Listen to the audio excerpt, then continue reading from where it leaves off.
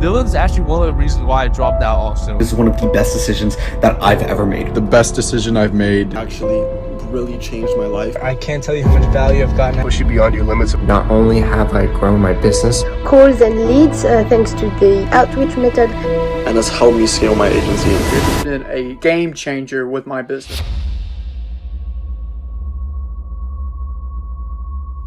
Hi, my name is Dylan, and in case you don't know me already, I scaled my first agency to 206 clients, which was a local business company, and I was recognized as the top young entrepreneur in my city. My second agency went from 0 to 20K in 5 weeks, and now I run a mastermind with over 200 agency owners in it. But back in 2019, none of this was true. I had always been an entrepreneur at heart, but as I got older, I began to follow societal norms. And even though I was playing hockey and going to school and working a low-end job, I spent every day with tons of people, but felt alone. And then one day, my teacher asked 400 business students, who wants to become an entrepreneur one day? And I looked left and I looked right, only to realize that I was the only one in the room with my hand up in the air. What am I doing? I'll never be happy if I continue down this road, I thought to myself. I wanted to escape. I wanted to have control over my life, and selfishly, I did want to make a lot of money, right?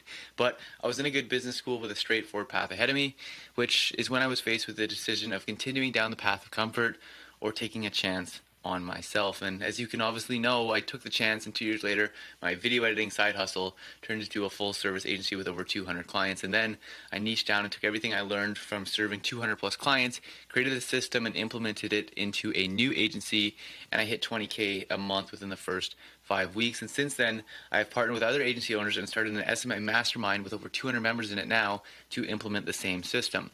The results? Well, they speak for themselves, okay? So in this video, I'm going to give you the entire system away for free. Why am I doing this? Well, because I partnered with agency owners who are doing 5K a month or more. And the more people I can get to 5K a month, the more potential partners I have to work with. So let's get started. All right, so the beginner's guide to starting a successful SMMA, okay? So right now, you probably feel like this. You're getting ready to go, you're all ready to go, you're hyped up on adrenaline, you're doing your research, you're doing the info and all that kind of stuff, but what's gonna happen is those gates are gonna open, you're gonna take action, and this is gonna happen. Domino! You're done, right? Like, that's what is going to happen. That is what starting an SMMA feels like.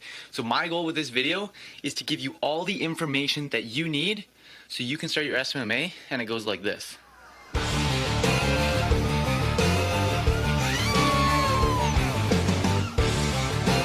Anyways, so if that sounds like a good idea, if that sounds like a good plan, stick around, because I'm going to be giving you the entire playbook. If you try and use 7 different recipes to start an SMMA, if you take my recipe and this guy's recipe and this guy's recipe and this guy's recipe and this guy's recipe, well, it's not going to work. So I'm not saying this is the only way to build an SMMA. I'm not saying that you have to do this way. What I am saying is this way works. And if you want to get the actual results, I recommend that you stick to one recipe and you follow this to a T. Because so many times I see people who, they struggle and they're like, well, I learned this from this guy and I learned this from this guy and I learned this from this guy. And I'm like, well, all of them work, but you have to pick one or none of them will work, okay? So that is my quick disclaimer. Whether you use this or not, that's up to your own discretion. I can tell you this works, and I could email you 150 different people who have found success with this.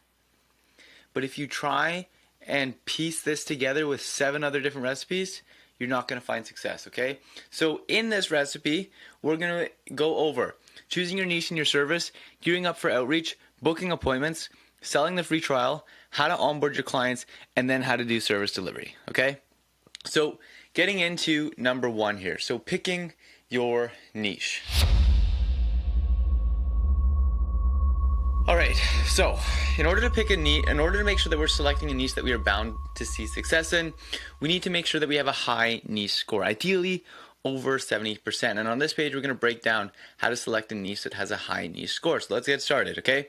So resonation times potential equals your niche score. Remember that. Resonation times potential equals your niche score. Write that one down, okay?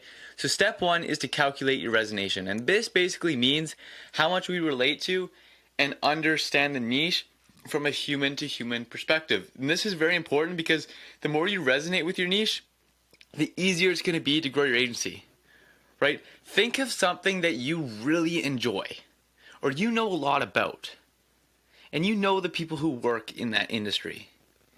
Would it be easier to sell to them or med spas? It'd probably be easier to sell to them. And this is why this is a very important thing when it comes to picking a niche. So the first thing that I want you to do is I want you to write down a list of past jobs that you've had, write down a list of hobbies that you've had, and write down some interests that you have. And then on a scale of 1 to 10, put how much you relate to that niche and how much you understand that industry. Okay?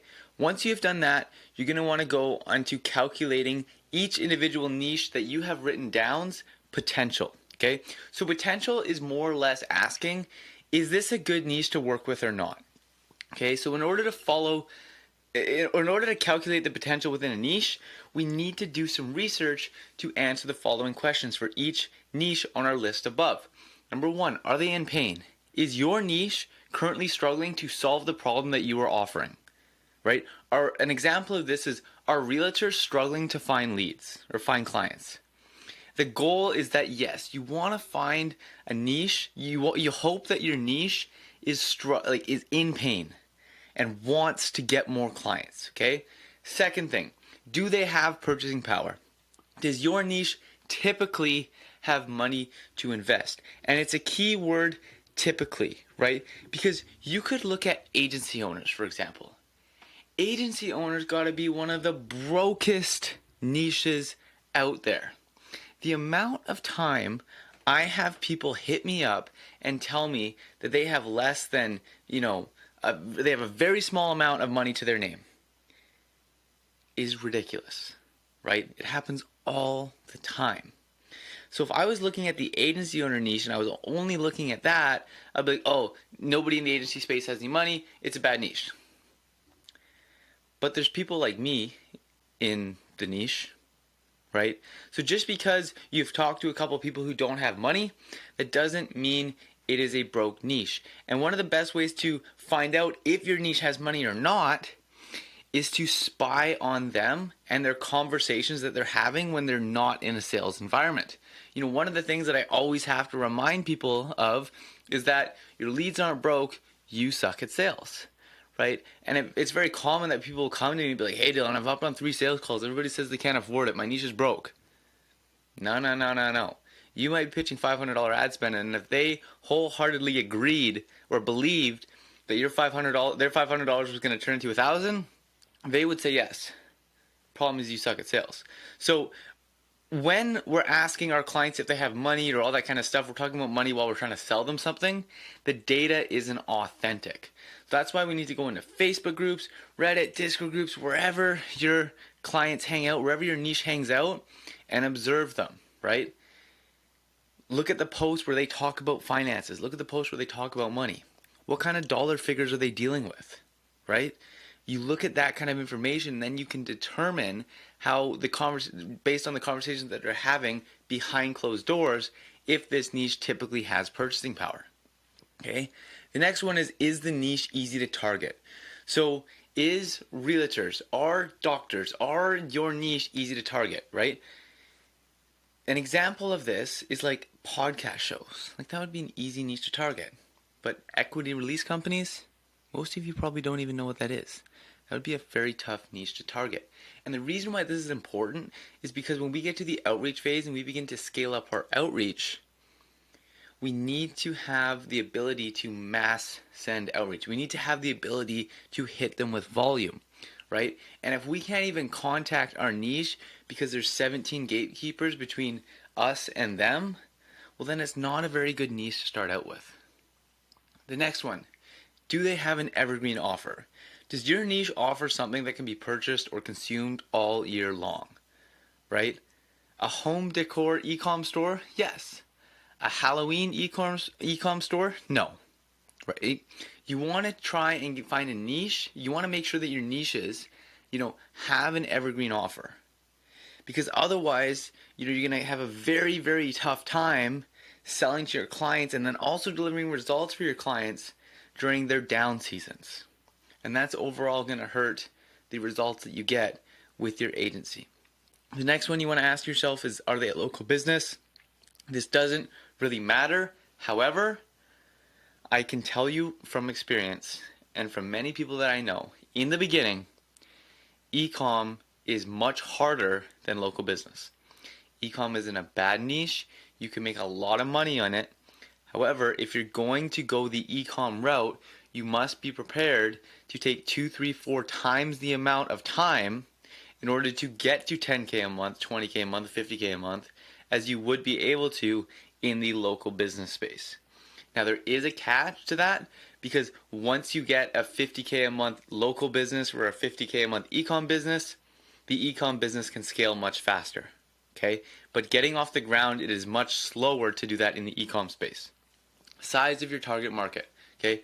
What is the size of your niche's target market, okay? So this is not your target market, right? So if you're targeting realtors or whatever it is, car detailers, it's not, okay, there's, 100,000 car detailers, but instead, how many people are looking to buy your client services, right? So if we're doing something like Facebook ads, targeting a local audience, we wouldn't want to be selling something like sex toys.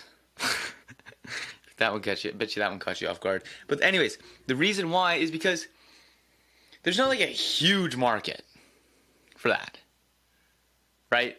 And that's not really like a Facebook ad type of thing, okay? More, maybe a better example, high-end luxury real estate, right? There's not a ton of people who can afford a $10 million home. So if you're only going to work with realtors that sell $10 million homes, like, that's not an easy thing to do, right? So you want to make sure that your client's target market is big enough where you can run Facebook ads and actually yield results. And the goal with that is to have at least 100 grand. Now that, is just a random number. Like, you don't have to follow that to a strict rule. I've gotten results with only $10,000 audiences, and I've gotten results with 1 million people audiences, right? It's just a kind of rule of thumb to look out for. Next thing is, can they handle volume? So can your niche handle a lot of customers, right? If you do a really good job and get them a bunch of business, are they going to be able to handle that? Or are they going to be calling you up saying, hey, I can't do this anymore? You want to make sure that you want to ideally have them be somebody who can handle a lot of business. And the next thing is, what's a client worth? So what is a new customer worth to your niche? And the goal with this is that it's at least worth $250. If you were selling, a $10 product or service, think about how low of results you would need to get in order to justifiably charge a retainer and have them make profit as well, have your client make profit as well. You would have to do a ridiculously good job. Alternatively, when you're selling a product that's at least $250 and you're generating leads, there's a lot more wiggle room. And there's a lot more profit margins, and it's a lot more justifiable for you to come in with, $500, $1,000, $2,000 retainers. Okay, so an example of what this looks like in action. If I was going to choose the hockey school niche, for example, because that's a niche that I really resonate with, I would go through each individual one. So are they in pain? My answer was yes. Do they have purchasing power? Yes and no. Okay, like, this was a really tough one because some are like yes, but like a lot of them are no. So I put yes and no. Are they easy to target? Yes, they are. Do they have an evergreen offer? No, they don't.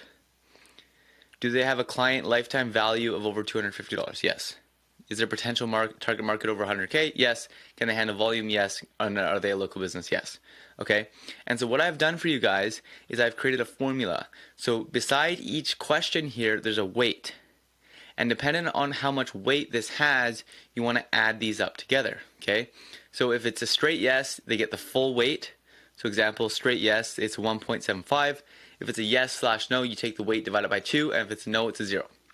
So in this example, my potential score would be, if you added up all these numbers together, it would be 7.375, okay? And now to calculate your niche score, you simply multiply your resonation score by your potential score. So in mine, it was a 9 out of 10 for my resonation, times a 7.375 for my potential score, which equals 66.375. Okay, so now the last question is, what is a good score? Anything above 70 is ideal. However, if you have experience and above average sales skills, you can thrive in any niche above 50. Okay, So that is how you want to pick a niche. Now, you guys are getting this full document. So what you want to do is you want to go through your homework, write down your past jobs, hobbies, and interests, and note how much you resonate with each niche, 1 to 10. And for each niche, fill out the following table. Okay? So now that you've picked your niche, it's time to decide what service that you want. Okay? So picking the right service for your niche is all about what they want. You know, there's a famous story between Yahoo and Google. So for a while, Yahoo was competing against Google, and they were basically the same product, right?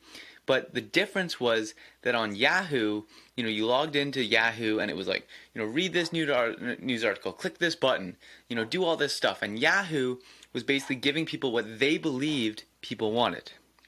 Google was a blank website with a search bar that said, where do you want to go? And this is what allowed Google to ultimately beat out Yahoo, right? Google gave people what they want. Yahoo gave people what they thought people wanted, okay?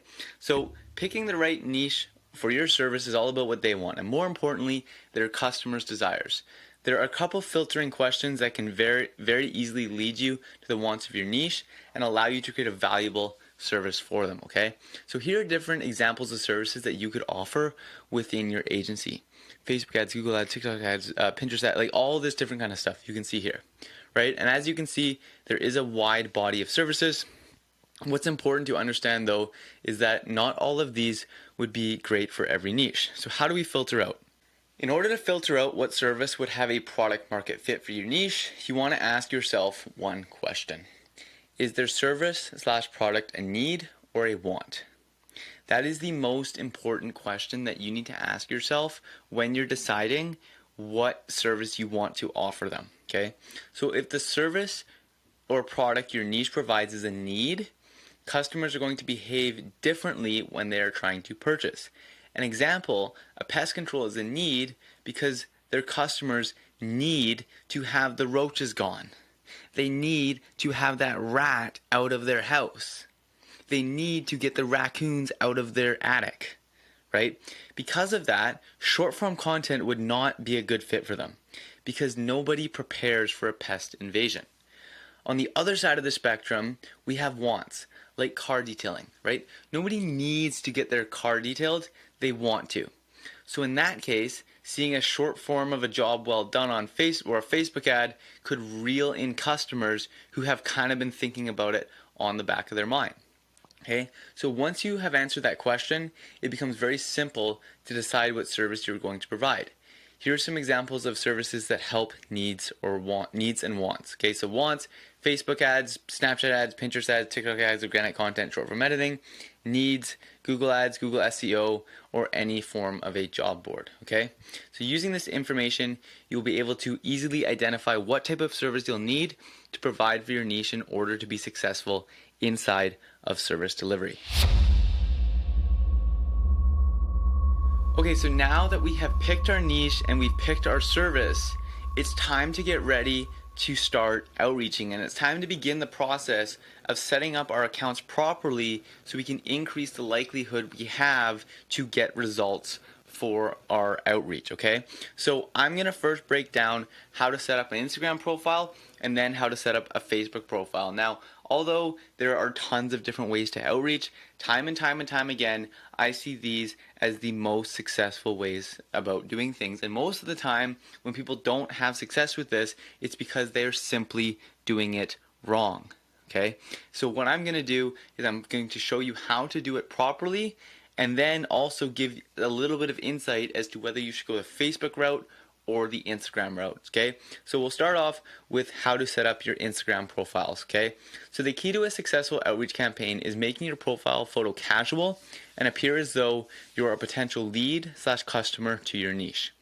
So step number one is to choose a good profile photo. So find a casual image of yourself that positions you as a potential lead or associate of your niche, okay? So instead of, like some professional photo of, you in a suit and tie looking like you got nothing better to do other than try and sell somebody something, right? Like say you're in the gym niche, have a photo of you working out as your profile photo, right? Say you're in the car detailing niche, maybe have a photo of you beside a nice car in your niche as your profile photo, right? Because then you look as though you're a potential lead customer and you're a lot more fun to have a conversation with as a car detailer or as a gym owner, okay?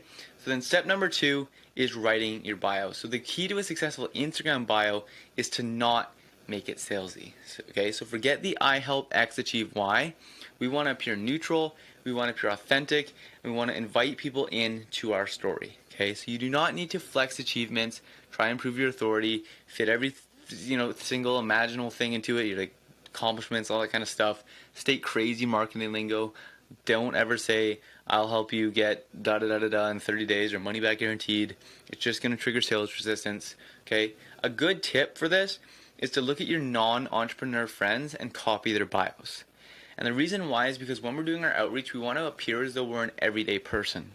So the best way to figure out how can we appear as an everyday person is to actually look at everyday people and copy what they do. Okay, so here are some good Instagram bio examples. Entrepreneur, line athlete, you miss 100% of the shots you don't take, working on myself and sharing what I learn. Okay, these are simple Instagram bios that anybody on Instagram could have. Okay, now getting into Facebook, how to set up your Facebook profile, it's the very similar process, and the whole thing is based upon making us appear authentic and genuine. Okay, so similar to Instagram, we also want to make our account look casual and appear as though we're a potential lead or customer to our niche. So step 1, we want to choose that same profile photo, casual, looking like we're involved in the industry. And then step number 2 is just to fill up your personal details as much as you possibly can with real information. Okay, you cannot put fake information. Like, why would you put fake information? Like, these are going to be your clients. Why would somebody trust you if you make yourself up on social media? That's like the quickest way to lose trust, okay? So add a bio, add your work, add past education, add your hometown. Make sure when you join Facebook is public. Add your hobbies and add featured images. Okay? Make yourself look like a real person because you are a real person. Okay? Don't try and don't do any dumb stuff here. Okay? Be authentic. This right here is why most people fail, is because they're not authentic. Okay, so now that we have our niche picked, our service picked, and we've set up our social media accounts to get ready to start sending outreach, it's time to create our outreach scripts. Now, I don't like using the word scripts because what I find is that word single-handedly turns very smart, ambitious entrepreneurs into robots, okay? So instead of giving you guys a script, I'm going to show you guys, how to create a script and how to think like a rock star appointment setter, and then I'll also create one on the fly just so you can see how my thought processes work here, okay? So message number 1 is to do a response provoking text. And the reason why we want to do this is because we want to open the prospect open to a conversation. We want to get them talking before we pitch right away. If you pitch right away, their sales resistance is going to be up. They're just going to delete the message. But if we, ask them a question such as, are you still looking to take on more members at your gym? Right? Then, the gym's going to say, yes, I am. And it does 2 things. First of all, it labels them with the problem, which when we can then, in our pitch, associate our pitch with solving the problem they just admitted that they have. And then the second thing is it starts the conversation, right? It's very easy to ignore somebody who pitches right off the bat, but if you've been in conversation with somebody, it's harder to just ignore them. That's just like a human psychological thing, okay? So the winning formula that we have is to first send that response-provoking text, which an example of that would be, hey, are you guys still looking to take on more members at your gym? And then with that, we want to leave a comment on one of the recent posts.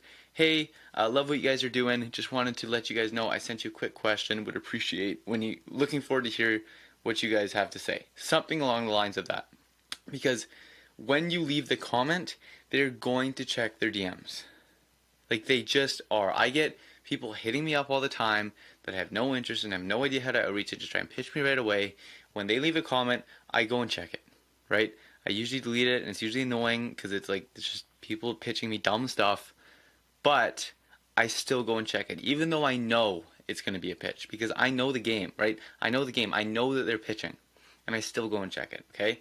Once we've, sent our first response provoking text and we've left a comment, we want to send message 2, which is our pitch.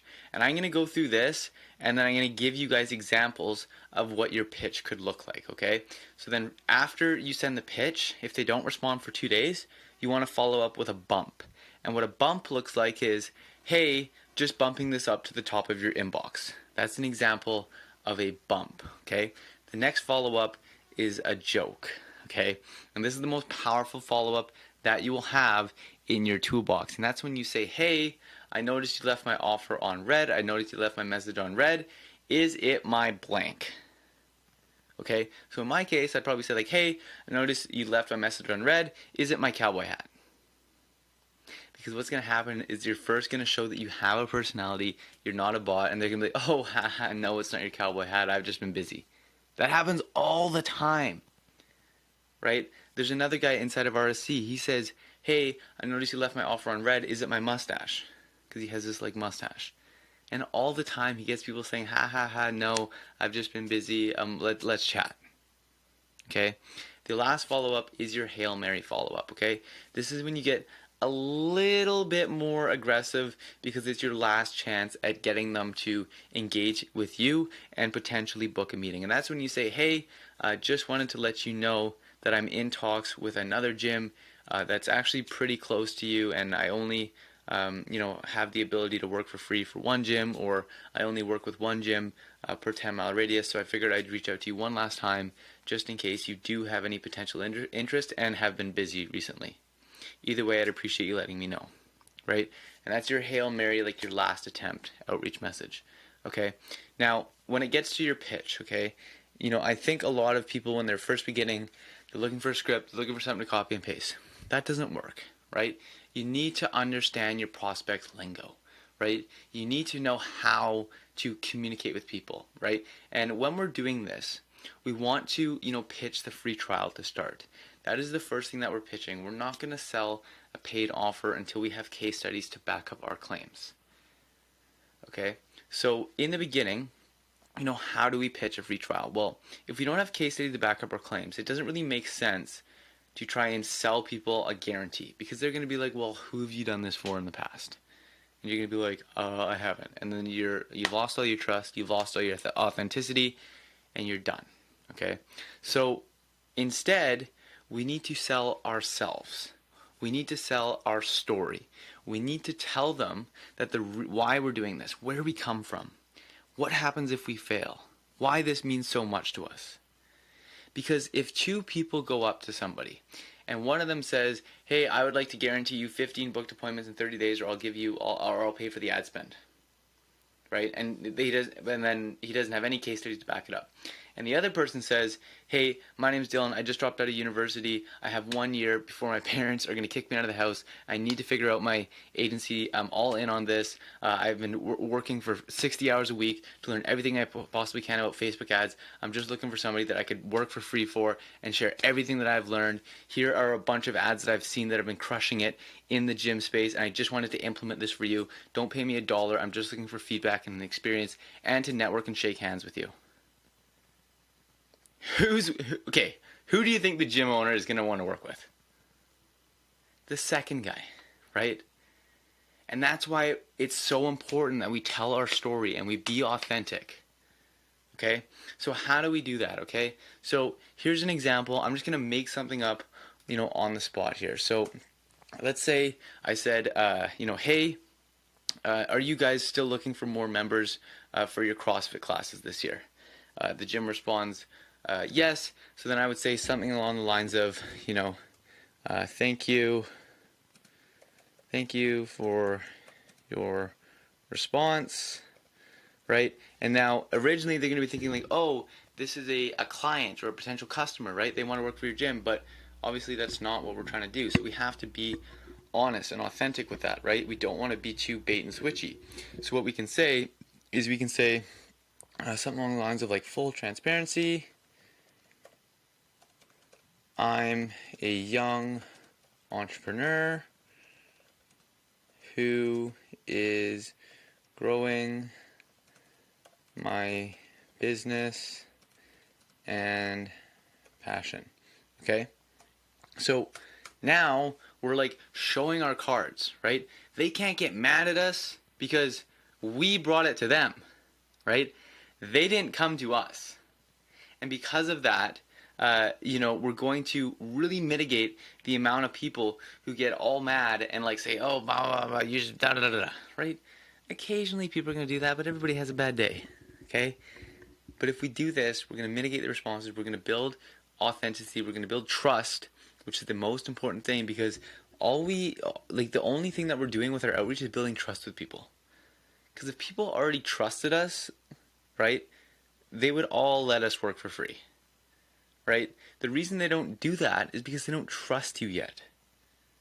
So we need to build trust. And one of the best ways to build trust is to be authentic and be honest, even when it's going against our, best interest, right? That is what's going to build trust. Somebody who's honest, okay? So we need to be honest here as well. So at this point, you could say, your intentions. Right now, my focus is to build my network, shake hands, and provide value to as many people as I can to as many gym owners as I can. Okay? So now we've revealed our intentions. We know, now they know why we're reaching out to them, right? They know that we're a young entrepreneur. We said to them, listen, I'm a young entrepreneur. I'm trying to grow my business. Right now, my focus is to build my network, shake hands, and provide value to as many gym owners as I possibly can, right? That is so much better than when you come across as, oh, hey, we're going to work for free. I'll guarantee you 50 new members in 30 days or your money back, right? People have heard that 1,000 times before. People don't buy people. They don't buy offers. They don't buy people. People don't buy offers. People don't buy businesses. People don't buy guarantees. They buy people, right? People are going to work with you because of you, not your guarantee. Okay, and that is very important to understand when you are sending your outreach, okay? So now we want to make our ask. So then we could say, therefore, I wanted to ask if I could work my ass off for your gym and help you guys grow your customer or memberships. Don't pay me $1. I'm just looking for experience. Okay? So now we basically want to position ourselves with this is like, hey, I want to come, I'm hungry, I will work my ass off for your gym. Don't pay me $1, I'm just looking for experience. And to give you guys a better understanding of the kind of people that we're going to work with on our free trial, we're not going to work with the elite entrepreneur who makes $10 million a year. Because the elite entrepreneur who makes $10 million a year doesn't want to hire you. He wants to hire somebody who knows what they're doing and he's going to pay him 10 grand a month to do it. Right? You are looking for the, family business that you remind them of their oldest son and they give you a shot. Right? Realistically, that's the kind of people that you're going to get with this. And that is perfect because they are going to be the people who take you under your wing and show you everything that you need to know in order to actually thrive and actually get results and actually do a good job inside of your industry or of your niche. Okay? So the last thing you can say is, does that sound fair? Or something like that. Because you always want to end it off with a question. Okay? So that is how you craft an outreach script. And that is the thought process that you want to use when you're crafting an outreach script. Now, we don't want to create one outreach script and then blast it hundreds and thousands of times. Okay, we want to constantly be iterating based on our prospects' responses, right? If we constantly get told to screw off, well, then we're probably doing something wrong. And the best thing that I can tell you guys to do right now is before you send your outreach script to others, think. If a random person on the internet who you don't follow, and you have no idea who they are, if they hit you up with your outreach script, would you respond and would you want to hop on a call with them? And if the answer is no, revise it until the answer is yes. And once the answer is yes, then you can take it to the market.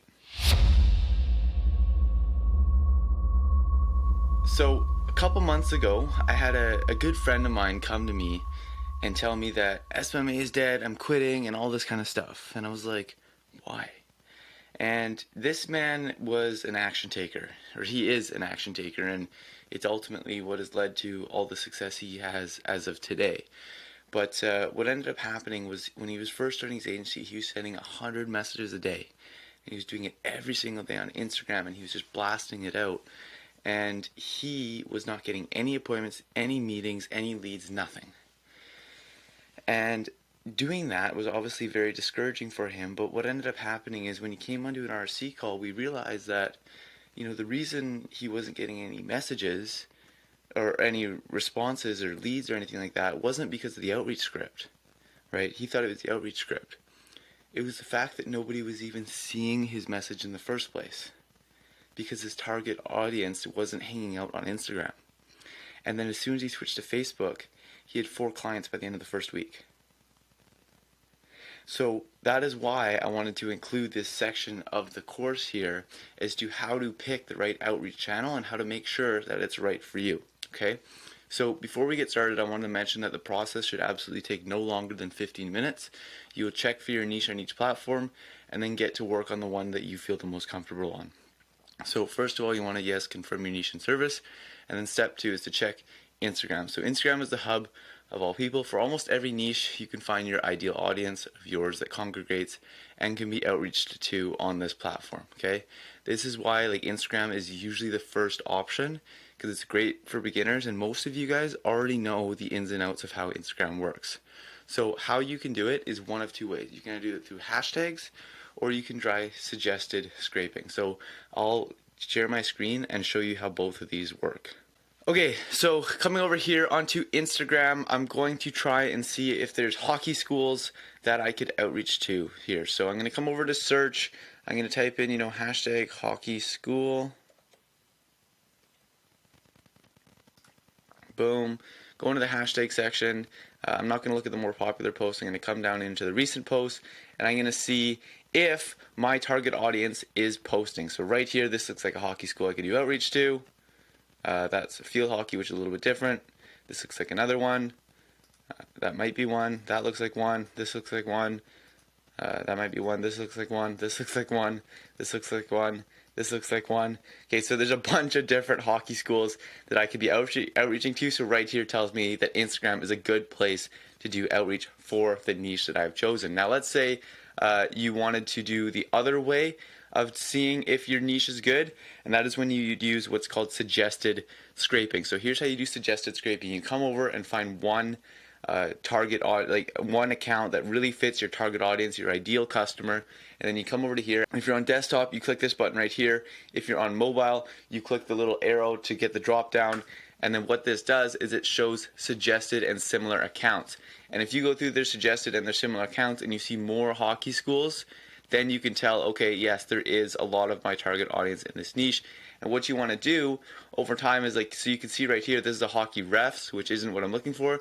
You just X those out, and over time, Instagram learns which accounts you're really looking for. So I'm not looking for a realtor, not looking for this one. And then over time, Instagram learns, the real accounts that you're looking for, and you can see here that it really looks like it's mainly just my ideal target audience that I could reach out to, okay? So that is how you check to see if Instagram is a viable outreach platform for your niche. Now, let's say in a hypothetical situation, it wasn't, and Facebook was the way to go. I'm going to show you now how to find leads on Facebook. Okay, so now that we are over here on Facebook, what we want to do is you want to come up to the search, and just similar to how we searched up hockey schools, we want to do it again here on Facebook. So you can just type in hockey school, and then you're going to want to come on the left hand side over to pages, and then right here you can see the different schools and different accounts that come up. And if accounts come up that really fit your target audience, well, then you know it is a good, viable place to do outreach on. Now, what I would recommend doing is I would also recommend coming over here to the location, and let's say doing Vancouver, British Columbia, and then you can see all the different hockey schools located in Vancouver, British Columbia. And then once you've gone through all the ones in Vancouver, you can go to, let's say like another city, like Langley. These are just cities near where I live. And then you can go through all the hockey schools in Langley, and you can go city by city to find all the leads on Facebook. Now, the second way about doing this is when you would go into hockey school, and then you would come over to groups, and then you would begin to join these groups, right? You'd begin to join the groups where hockey coaches hang out, right? So it could be hockey coach, hockey school, those kind of groups. And then once you're inside of those groups, you could then interact with and engage with the other people in that community, which are likely to fit your target audience. Okay, so now that you've decided between Instagram and Facebook in order to find your leads, it's time to build a leads list. Now, when I was first doing my outreach, it became hard to get results after I sent about 100, 150 to 200 messages. And the reason why that was happening was because the majority of your results are going to happen in the follow-ups. Okay, remember that. The majority of the results that you get with your outreach are going to happen in the follow-ups. But what happens is that once you've sent 100, 200, 300, 400 messages, the follow-up process gets very, very messy. And it becomes very hard to track and remember and all that kind of stuff. So what I have done for you guys is I have created a custom list building sheet that makes tracking your messages and your follow-ups super simple, so you can simply see who you have to hit up today and who you have to hit up tomorrow. And it's extremely simple. So I'm going to walk you through this sheet that I built out for you guys and how to use it for yourself. So you're going to want to come over and you're going to want to click this link. And the first thing you're going to want to do is you're going to want to come over to File and then make a copy, right? You're going to want to make a copy for your own. You're not going to be allowed to edit this. Don't click request access because I'm not giving it to you, okay? Okay, so coming over here onto Instagram, what you're going to want to do is you're going to want to head to your leads, find their account, and then you're just going to want to come over here. You're going to want to copy their URL and then come back to the IG list building sheet and then paste their URL in here. Now, to go over how this sheet works is you have their URL or their Instagram that you can put in here. Their phone number, when it's time to call them, you can put in there. I wouldn't recommend wasting your time trying to find their phone number until you know that you need to call them. Then you can put their status. So right now, I haven't sent any messages to them, but if I was to say I contacted them, I'd put contacted, and then you can do the as of date. So I contacted them as of April 19th, and then you can see it's automatically going to tell me that the next follow-up is on April 21st. So now I know that when I come to my outreach tracker or my list sheet on April 21st, this account is one of the people that I need to follow up with. And then when I say, say follow-up one is sent on April 21st, it's going to say, okay, my next follow-up is on April 23rd. And this is how it's become super easy to track who we need to follow up with and to stay on top of our follow-ups, which need to be done every 2 days. Now what we can do is when we have a lead that becomes engaged, we can copy their URL, come over to here, and then we can paste it in here, and we have a similar process. We can put their phone number in there, new lead, called no answer, called not interested, called appointment book, and we can do again as of April 19th. And on this one, the next follow-up is going to be just the day after, because when we do get a lead, we want to be really on top of it with hoping to getting them to book an appointment with us. So that is how you use the IG list building sheet. Now we will get into how to book appointments. Okay, so if you were to go on a date with a girl, for instance, what do you think would give you a higher likelihood of being able to actually go on the date and to not be stood up per se? Would it be if you told her, hey, we're going to meet at this restaurant that's 30 minutes away from your house, and I'll meet you there? Or, hey, I'll pick you up at 6 and we'll go out to dinner? Obviously the second one, because the second one requires less effort on our prospect's end, and it becomes easier to get them to our desirable destination, okay? And the same principle applies with our outreach. So a lot of people will, try and send a Calendly link and rely on the prospects to book themselves in. But when you were doing that, you were asking yourself to be stood up. Like, you were asking to be stood up on the call, because in the beginning, we likely haven't conveyed a lot of value to them yet. And until we convey value, which is only really done on the actual Zoom call, they're typically not going to be super interested in coming to this appointment. So in that case, we have to make it super easy and super, effortless for them to show up to the appointment. Otherwise, a lot of the times they just won't do it, okay? So instead of sending a Calendly link or, doing anything like that, we simply want to ask for their email address and a time that works for them. Because once we have their email address and a time that works for them, we can input them into our own calendar and automatically add it to their calendar through Google Calendar. And here's how you do that. So let's say, for example, you book the appointment for 7 a.m., right? Early riser. And you would just come in and you do, your name, and you could do X, prospect's name, and then you could do like quick chat, something like that, something casual, coffee chat, something like that. Don't say sales call, right? Don't do that. Okay, and then you want to make sure that the time is right. You could add guests, so you could put email, you want to put their email.com,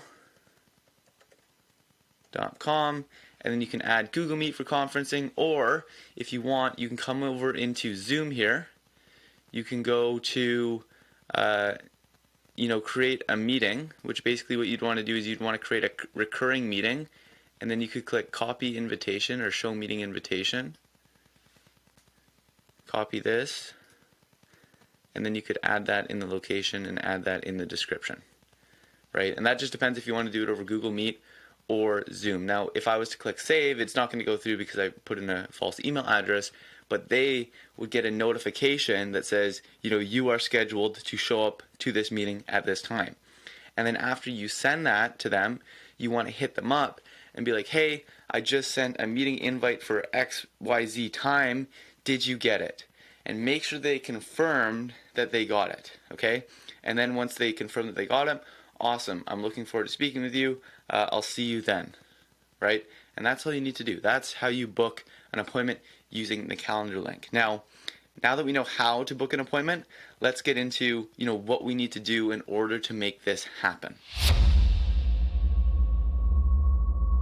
Okay, so I have a friend who's in the agency space, and when I met this guy, his name's Tony Lee, he didn't have any clients. He didn't have any clients, he wasn't making any money, all that kind of stuff. And 90 days later, he made $17,000 in one single month. And the difference between him and 95% of agency owners who are doing Instagram and social media outreach was that he used a hybrid method, which is the method that the only method that I would ever use now, which is when you simply get a response from your cold DMs or cold outreach or anything like that, you call them up, because it is a lot easier to book people in after you call them and you convey authenticity and you convey trust over a real conversation, as opposed to being that random guy on Instagram who just DM'd you out of the blue and they have no trust, no authenticity, and nobody knows who you are. So that is why, as soon as you get a response, if you actually want to book appointments, the best thing that you can do is pick up the phone and call your leads. So how do you find their contact information? Well, you got to be able to think for yourself here, right? People ask me this all the time, and I'm like, I don't know where their phone number is going to be. Did you check their social profile, check their website, search them up on Google, right? They're going to find their phone number somewhere. Just use your own imagination, do your own research to find their phone number. But once you have their phone number, I'll give you the framework as to what to say when you call them up. Okay? So you want to be like, hey, name, right? A little bit of curiosity. Hey, name, this is just Dylan. And the reason you say this is just is because it downplays yourself, right? We don't want to increase sales pressure. We want to decrease sales pressure in the beginning, and downplaying ourselves, saying things like, oh, this is just Dylan, reduces the amount of sales pressure that we are conveying on our initial few words on this conversation, right? So hey name, this is just Dylan. We connected over Instagram. Remind them of who you are in regards to what you do.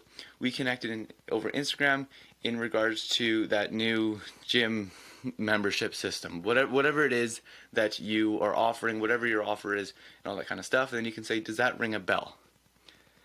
And the reason you say that is because they can be like, oh yes, I do remember, right? You want to ask them if they remember, because if they don't even know who you are, this conversation isn't going anywhere. So make sure that you remind them who you are, you remind them why you're reaching out, and then you confirm that they're on the same page as you.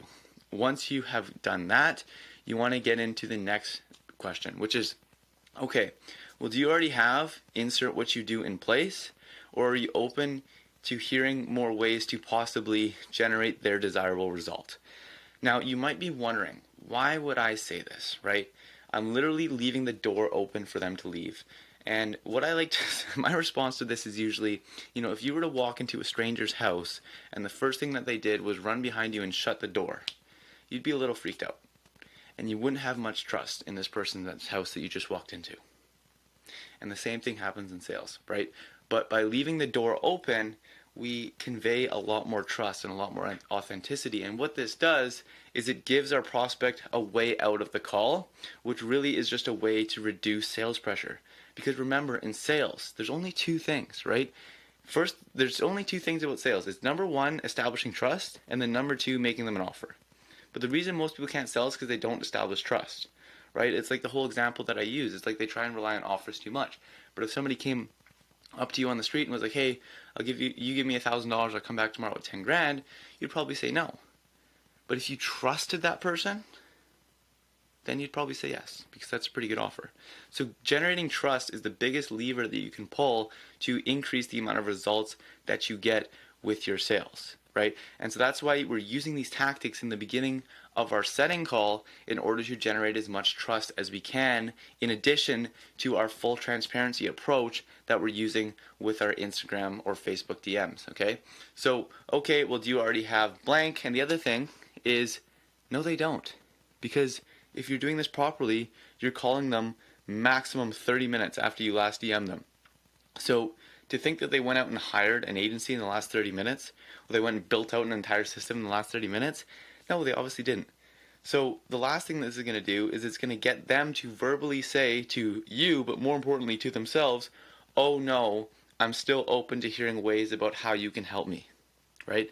And that is huge. That's labeling themselves. And that's a powerful thing that you can do in the beginning of your conversation with your leads. Okay, so in that case, you can say, okay, well, I can tell you a little bit about what I reached out to you for. Now, after this, you want to insert your backstory. So one time I was hanging out in a Discord, and there was like these 20 guys, and they were all cold calling, and they sucked at cold calling. And I went in there and I was like, hey, I wouldn't be cold calling if I was you guys. And what ended up happening was they turned around and started yelling at me. They cussed me out. Who are you? What do you know? Like all this kind of stuff. And I'm like, fair enough, whatever. Okay, these guys didn't even have a client yet. And then the next day, I released my video about how I went from 0 to 206 clients with my first agency. And that video kind of circulated through this Discord. And then the next day after that, I saw these guys were back doing their cold calling, the back 20 of these guys. And I hopped back into the Discord. And the guys that were cussing me out 48 hours ago were now asking me every single question under the sun about how to start an agency.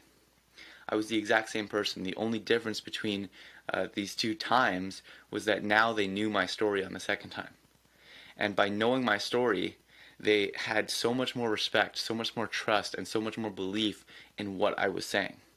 And that is why before we ever pitch, before we ever do anything, we need to tell our stories. The reason why you can sell to family and friends so easily, but trying to sell to cold prospects is very, very tough. It's because your family and friends know your story and know who you are.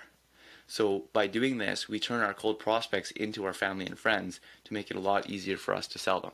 Okay, so when you insert your backstory, tell them who you are, tell them where you came from, tell them what you're doing, tell them what your journey is, tell them what goal you're on, and all this kind of stuff.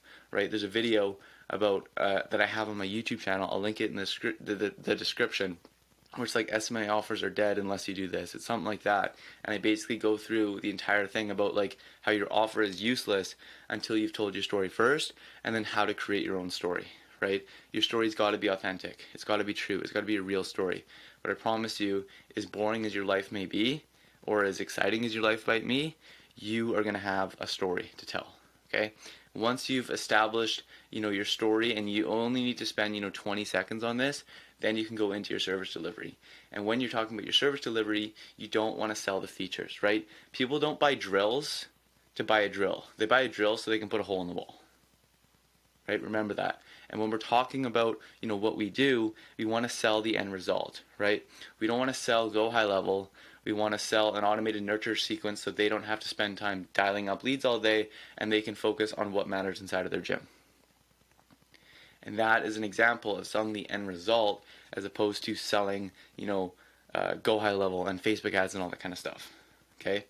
Now, once you have done that, and once you've kind of conveyed the value on that, you want to ask, does this sound like it could potentially help your business? Assuming they say yes, awesome, let's schedule in a Zoom call, get their email, and then you can schedule them in for a Zoom call, just like how I showed earlier on this demo. And then with that, you can confirm that they got it, and then boom, you just set your first appointment. Okay. Now, you might be a little bit annoyed right now because I didn't give you a step-by-step script in order to what to say for your backstory and what to say for your service delivery. And I did that because I told you earlier, I am trying to get as many agency owners as I possibly can to 5K a month, because to me, that just gives me more people to potentially partner with. And if you legitimately want to actually scale an agency to actually make a decent amount of money, you're not going to do it by following a script, right? You need to learn how to sell. You need to learn how to tell your story. You need to learn how to convey the value in your service provides. And if you're following a script, you're not doing that. And the other thing is, the people that you've been reaching out to, they've probably been in business for a couple years, and you're definitely not the first person that has reached out to them before. And I actually have this story about when I was on a sales call and I was being pitched to. And what happened was, I was very excited. I was thinking about actually buying this program. And what happened was I got on the call, and it was just this closer who wasn't the guy who runs the company. And instantly, he was just following a script, right? And as soon as I found out that he was just following a script and realized that, I instantly knew that his full intentions were to sell me something. He didn't care about my business. He didn't care about nothing, right? I lost all rapport with him, and I did not move forward, right? If he hopped on that call and had a normal, genuine conversation with me, I probably would have spent $10,000 on this program. But instead, I walked away, ended the call in like 10 minutes, and said no, just because he tried to use the script. And right here, you can see there's a swipe file. These are a couple recordings of different RSC members using this framework, using this formula to a rough T. You'll notice right now that they're not like following this like a script. They're using this general framework, and they both book appointments. Okay, I put this in here just so you guys can see what this looks like in action.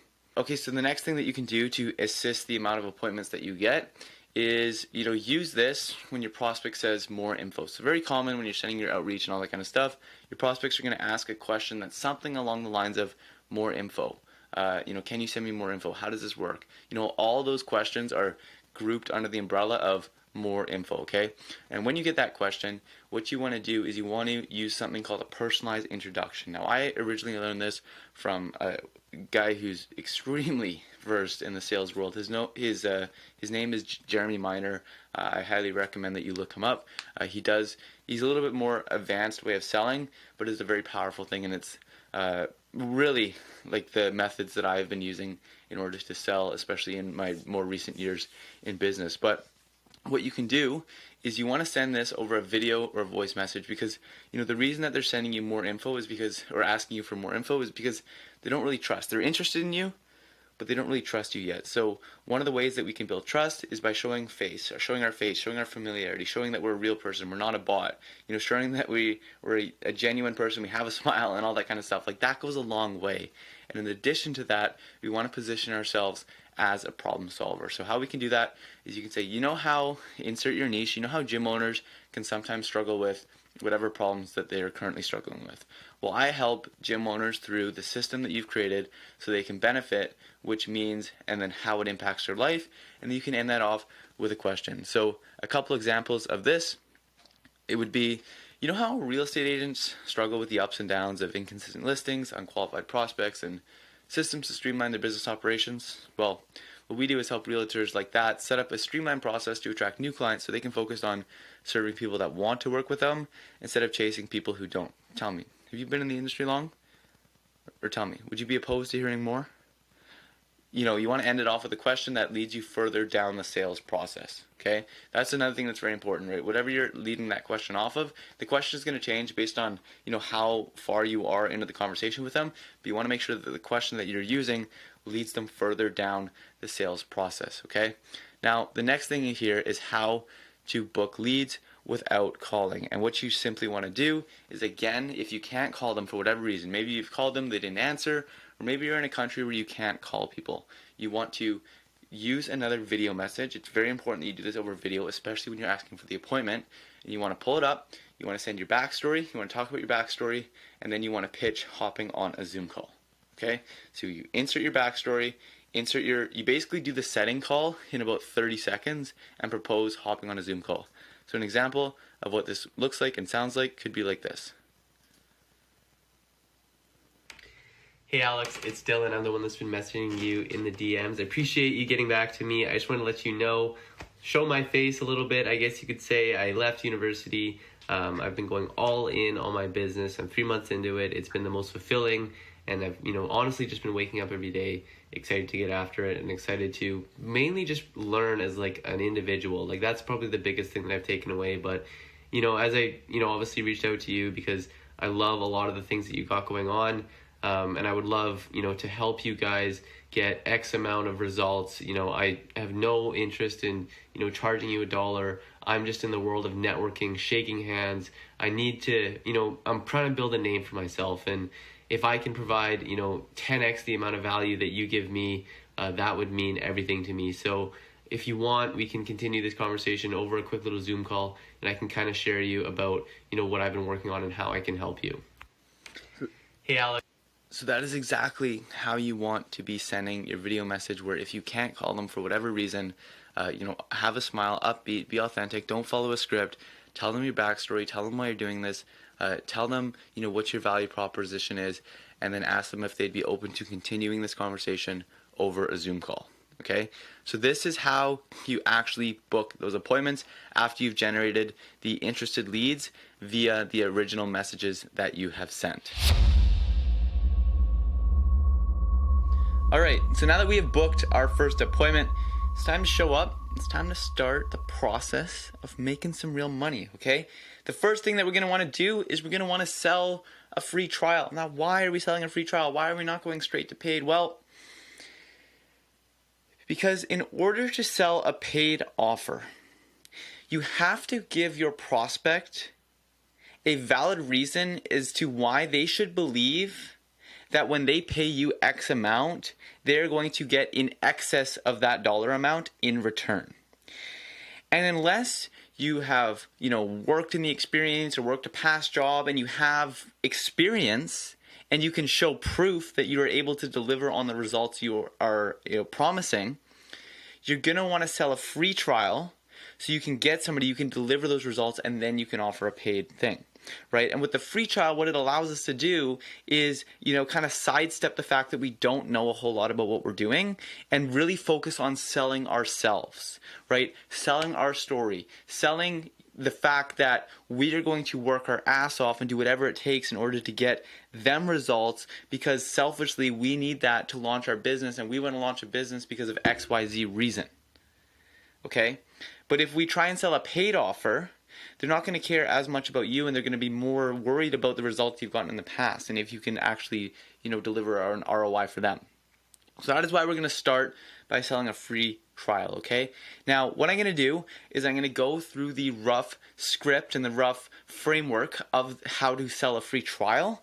And then we're going to do a mock demo call for you guys so you can actually see what this would look like more, in play, okay? So section 0 would be rapport. So in the beginning, you want to jump on the call, introduce yourself with formalities, and break the ice with a question about them, So an example of this is, they hop on the call, make a joke, how you doing? Oh, I'm doing good. Oh, what about you? I'm just being boring, staying out of trouble. Make them laugh. That's going to connect them. That's going to pull them in. Come up with a little joke. Show a little bit of personality right off the bat. There's actually a story about Alex Ramosi when he was selling in the gym industry and somebody was to walk into their door. He would take a couple steps, do a cartwheel, finish the cartwheel and be like, how's it going? Breaks the ice, right? Gonna release a lot of sales pressure when you do that kind of stuff too, okay? So after you've done that, you can, break the ice by asking a question about them. That can be like, how long have you been in the business? You're just kind of curious. You want to show genuine interest in their company.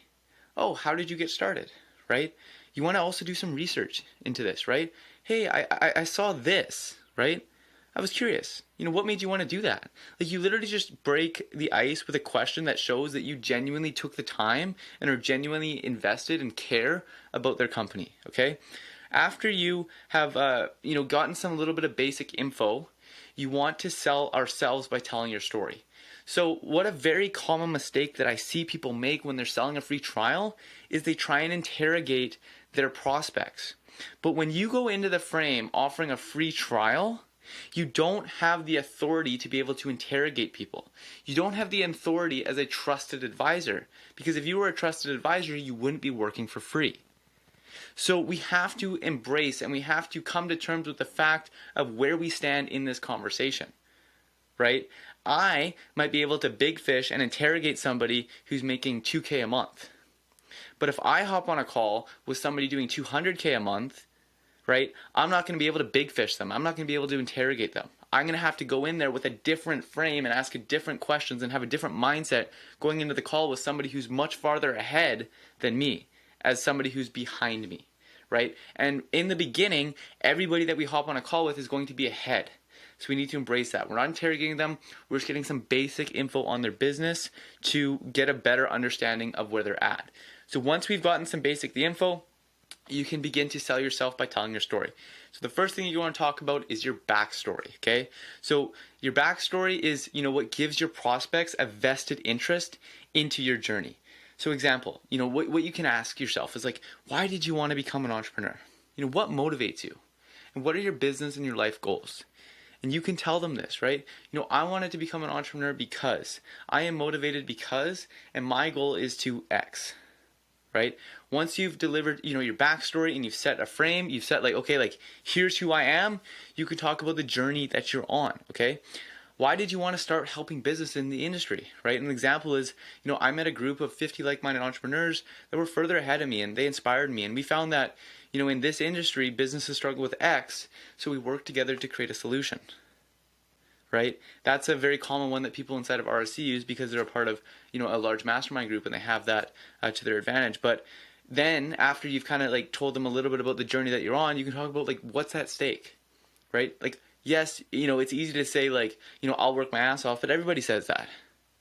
But if you can say I'll work my ass off because, I'll work my ass off or else, people are going to have a lot more, belief in that you actually will, right? So an example of this is, you can say if this is true, you want to make up your own story. It has to be true. Okay? Don't lie. Don't lie. I see people lying and creating up their own made up stories. That is ridiculous. Tell your real story. Example could be, I made a deal with my parents that if I don't achieve X goal by X date, you're going to have to go back to college. Okay? Now your prospect knows that okay, this is your backstory. This is why you're doing this. Because you hate college and you have 12 months to figure this out or you have to go back, so you're going to work your ass off to make sure that you don't have to go back, right? Now they understand where you're coming from. Section 3 is your new opportunity, okay? So who introduced it to you? How did you come up with this idea, right? It was a group of 50 like-minded entrepreneurs, or, and then you can talk about what was the epiphany, right? This one guy showed me how he was doing this and he was crushing it. Or this one guy, you know, he was looking at one of my ad accounts and he realized this, and then bam. Or I was working on my own ad accounts, and then I talked to this one company, and then I realized they were having with this problem, so then I created a solution for them, and then bam. Whatever epiphany you had, right? Maybe it was a person that gave you that epiphany, an experience, a story that you heard. But whatever that is, you want to tell them like how you came up with this new opportunity. And the opportunity is your offer. It's like, what do you actually do? Okay, you position yourself as a problem solver, right? So an example is, you know, we offer your pest control services to interested buyers, qualifying them using AI, and then pass off the warmest ones to you. And that is when you introduce like your offer in a way, but more or less your value proposition.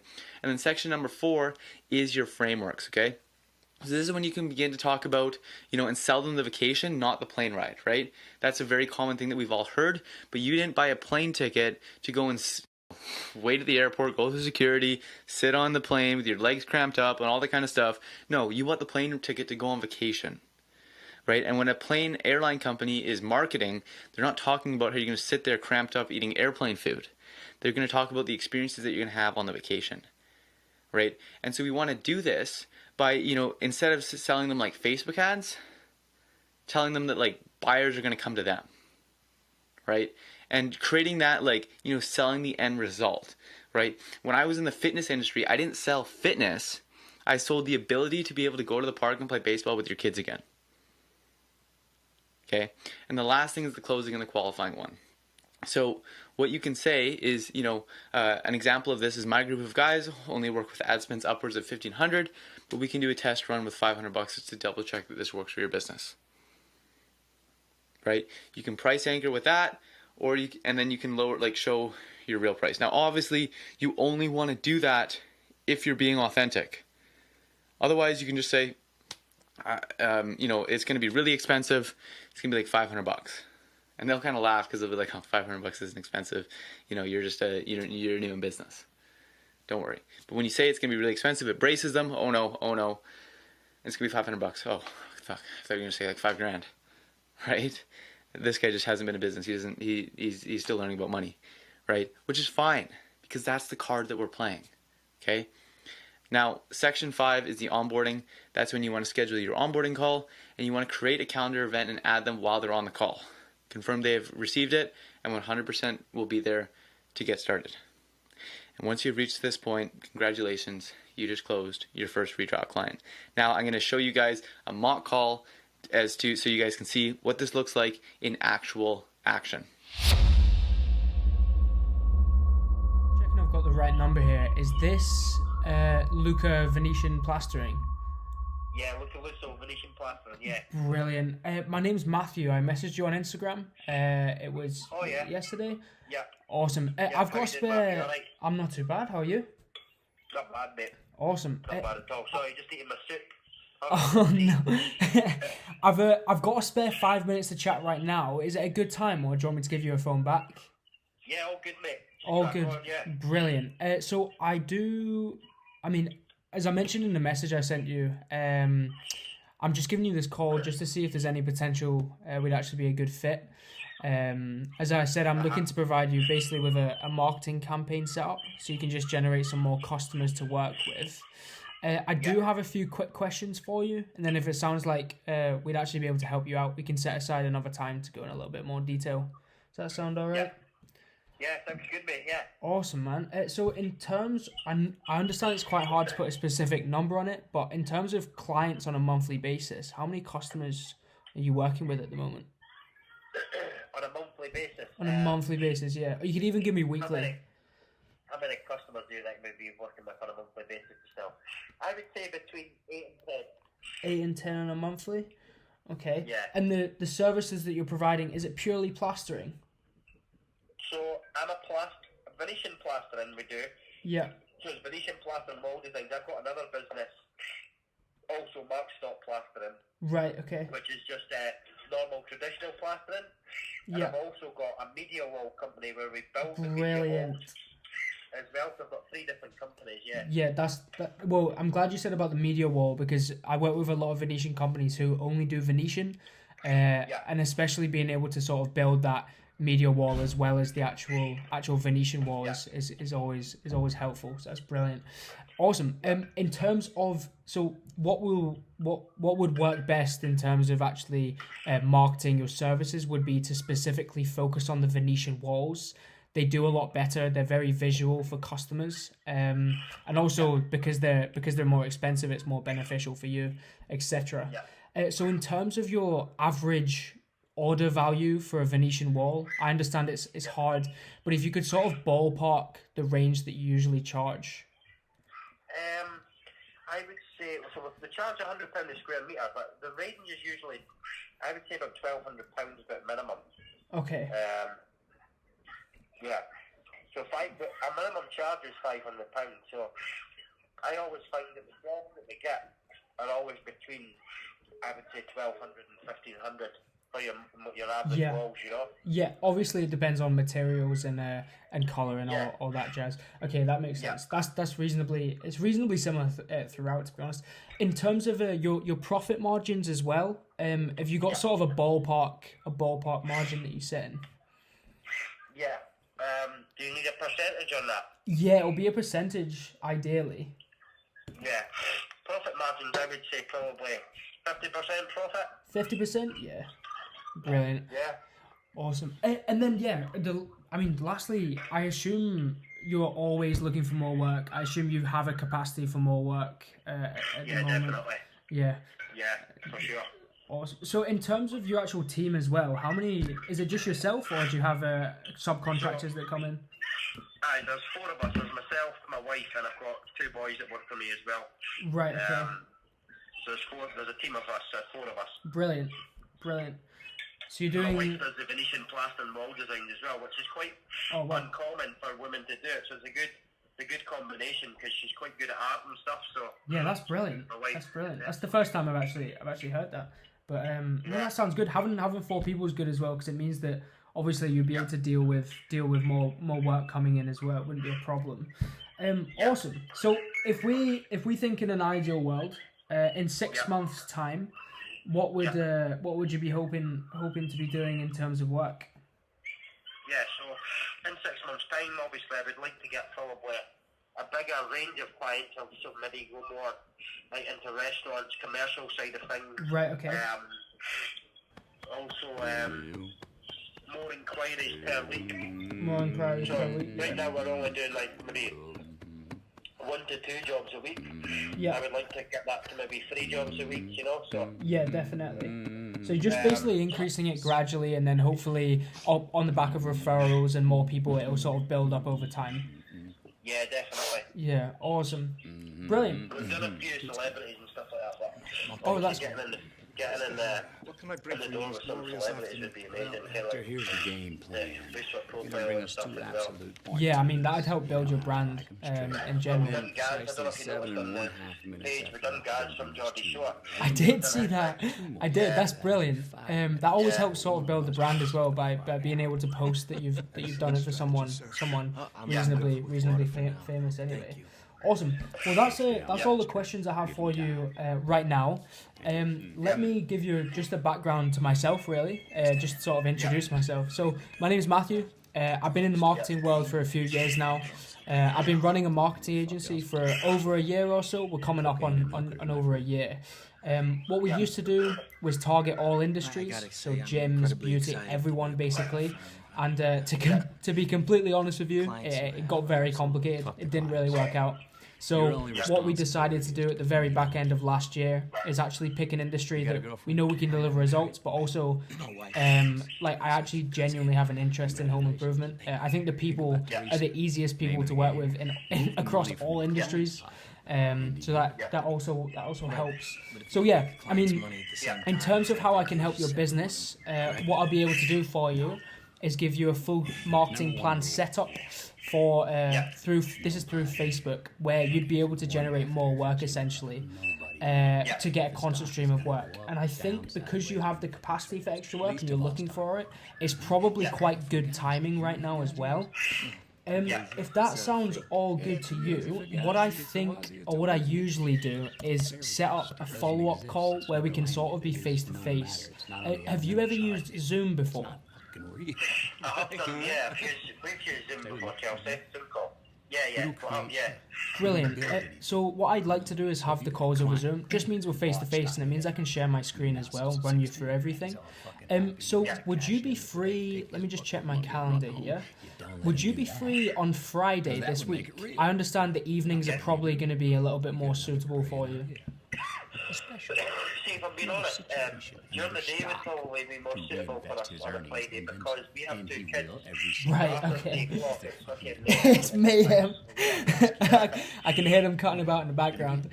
No, that makes sense. So, what time on Friday would best suit you? Friday about lunchtime. About lunchtime? Sweet. Do you want me to book you in Friday at 1 p.m.? Friday 1 p.m. That 1 sounds good, p.m. yeah. Brilliant. What's the best email to contact you with, and I'll get a confirmation email sent over to you. Yeah, send it across to Luca Lusso. What's the email again? You gotta stay relaxed. Luca Lusso Wall Design at hotmail.com. Okay, let me just type it in. Luca Lusso Wall Design at hotmail.com. Hotmail.com. Perfect. And you might be able to help us out with, we've got a bit of a problem with our Facebook ads, business ads. Oh yeah? It's saying it's been disabled and we're banned from it for some odd reason. I don't know what it is. We're allowed to do ads on Instagram, but on Facebook it doesn't allow us. It won't allow I don't know. Yeah, I'll definitely. You know more about it than me. No, I'd definitely be able to take a look at that and try and figure that out. I had the same problem with one of my clients. Sometimes Facebook can just be a bit funny and flag accounts. But no, I'd definitely be able to point you in the right direction and have a look for you. Yeah, that would be great. Awesome. Well, what I'll do is I'll send you. You'll get a confirmation email. I'll just give you all the Zoom details for you. I'll probably give you a message on Thursday evening just to remind you of the call. But apart from that, I'll get back to you on. I'll speak to you on Friday. Perfect. That sounds all right. Thanks for the call, mate. No problem at all. Awesome. Thank you, Luca. I'll speak to you soon. Bye. Okay, so how to onboard your SMMA clients. Now, if you don't know who I am or know my story already, well, I've signed over 300 clients. I've onboarded 299 because I have one good story that I'm going to be telling you guys in this video. And with that, I feel as though I have been able to successfully dial in an onboarding process that I'm going to share with you guys in this video here so you don't have to worry. Now, imagine you have to go to the doctor. And as you sit there and you tell the doctor all your problems because you're sick or you're not feeling good, you broke your arm, whatever the case it is, he takes notes, right? He's sitting there, you're telling, oh, hey doc, I feel like this, my stomach's like this, and he's sitting there with a clipboard taking notes, right? And then, all of a sudden, doc gets up out of his chair and he says, you sir, sit right there. I'm gonna be right back, okay? And as he leaves the room, you sit there and you're waiting and you're wondering, I wonder what the problem is, I wonder why I feel like this, I wonder, what my health issue is. And after 5 to 10 minutes, the doctor comes back into the room and he says, as he enters the room, he pulls out 2 bottles of medicine and he says, so, which one do you want? What would you do? You'd probably freak out and say, what the fuck, doctor? You are supposed to tell me that, right? Because you look at him to be a trusted authority. The same way your client looks at you. So we need to make sure that we do not do this to our new clients and give them a good first impression, which is why I'm going to show you how to properly onboard your clients and have them view you as a trusted authority. So what you need in order to effectively onboard your clients is, first of all, you need Go High Level. Now, full transparency, I do have a Go High Level affiliate link, but I am not going to put it in the description, and I'm not even going to give it to you watching this video, and I do that just to show my honesty, or hopefully be able to show my honesty is to, yes, Go High Level is the best option for service delivery with your agency. After you have your Go High Level set up, you're going to want access to your client's calendar, and again, I'm going to walk you guys through on how to do that. Then I'm going to give you access to their ads account. I'm going to show you how to do it for Facebook, and I'm going to show you how to do it for Google, because I give the people what they want. And then the next thing that you need is to understand their offers. So let's get into it, right? GHL first, then we want to get their calendar, then we want to get their ads. Okay, so GHL setup.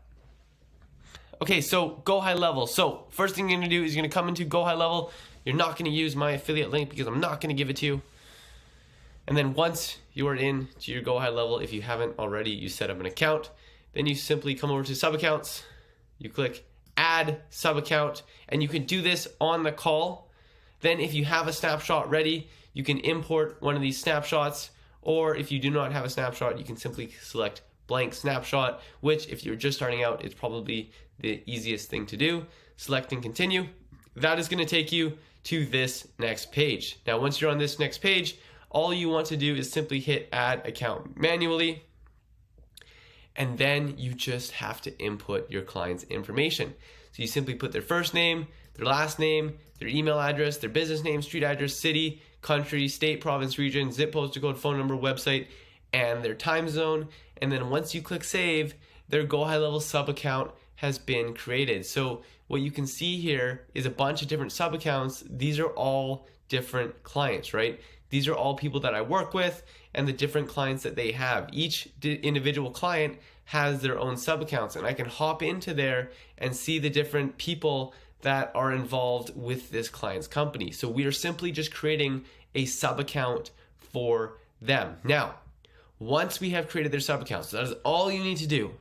Very straightforward and simple. Is just simply collect that information, either collect that information on a form, or you can even fill out and share your screen and fill out that Go High Level sub account creation with them on the call. Once you have created their sub account, the next thing you must do is get access to their Google Calendar, and I'm going to show you exactly how to do that.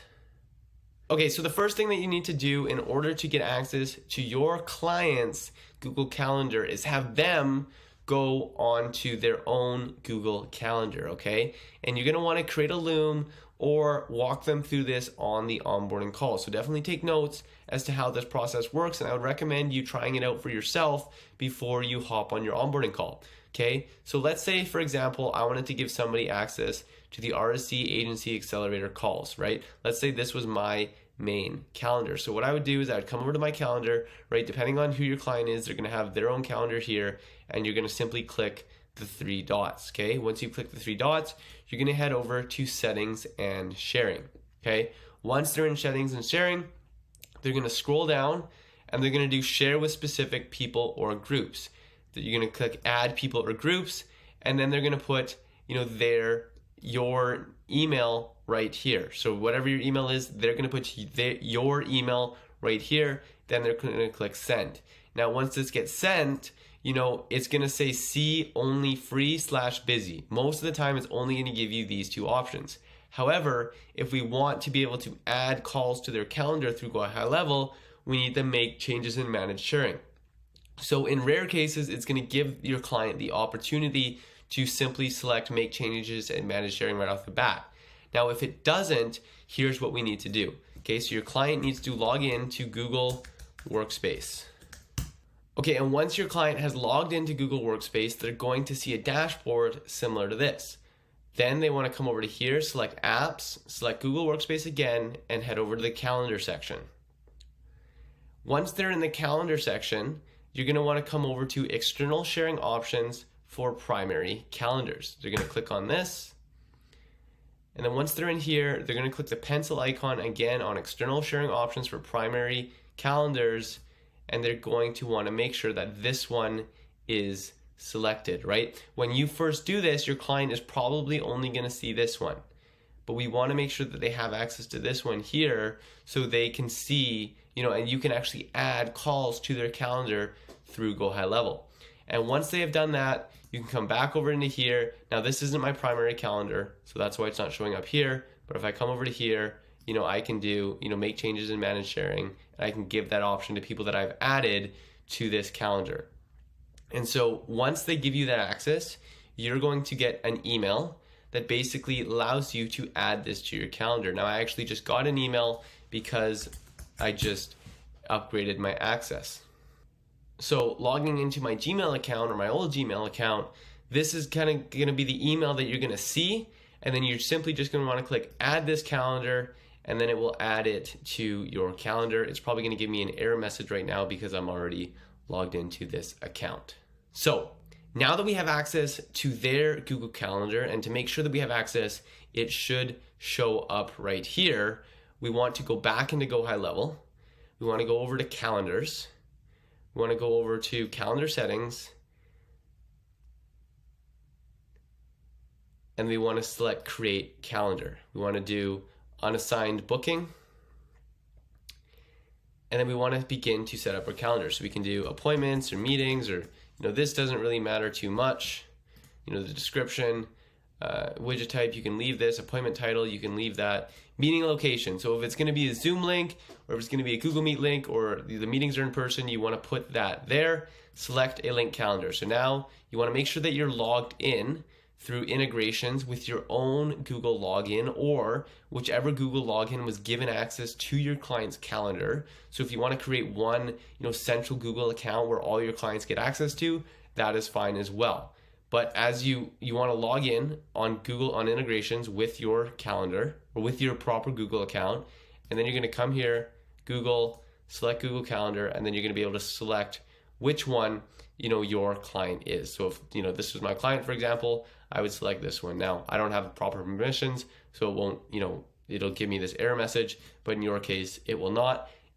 Making sure that you have make changes and manage sharing permissions. The sync option you want to put to smart, which basically means it will not overlap, and it goes both ways. Both Google communicates with Go High Level, and then this works very similar to Calendly, right? So you can set the slot duration, the slot interval. So basically this is how long the different appointments are, and this is how often people can book appointments. So if it's every 30 minutes.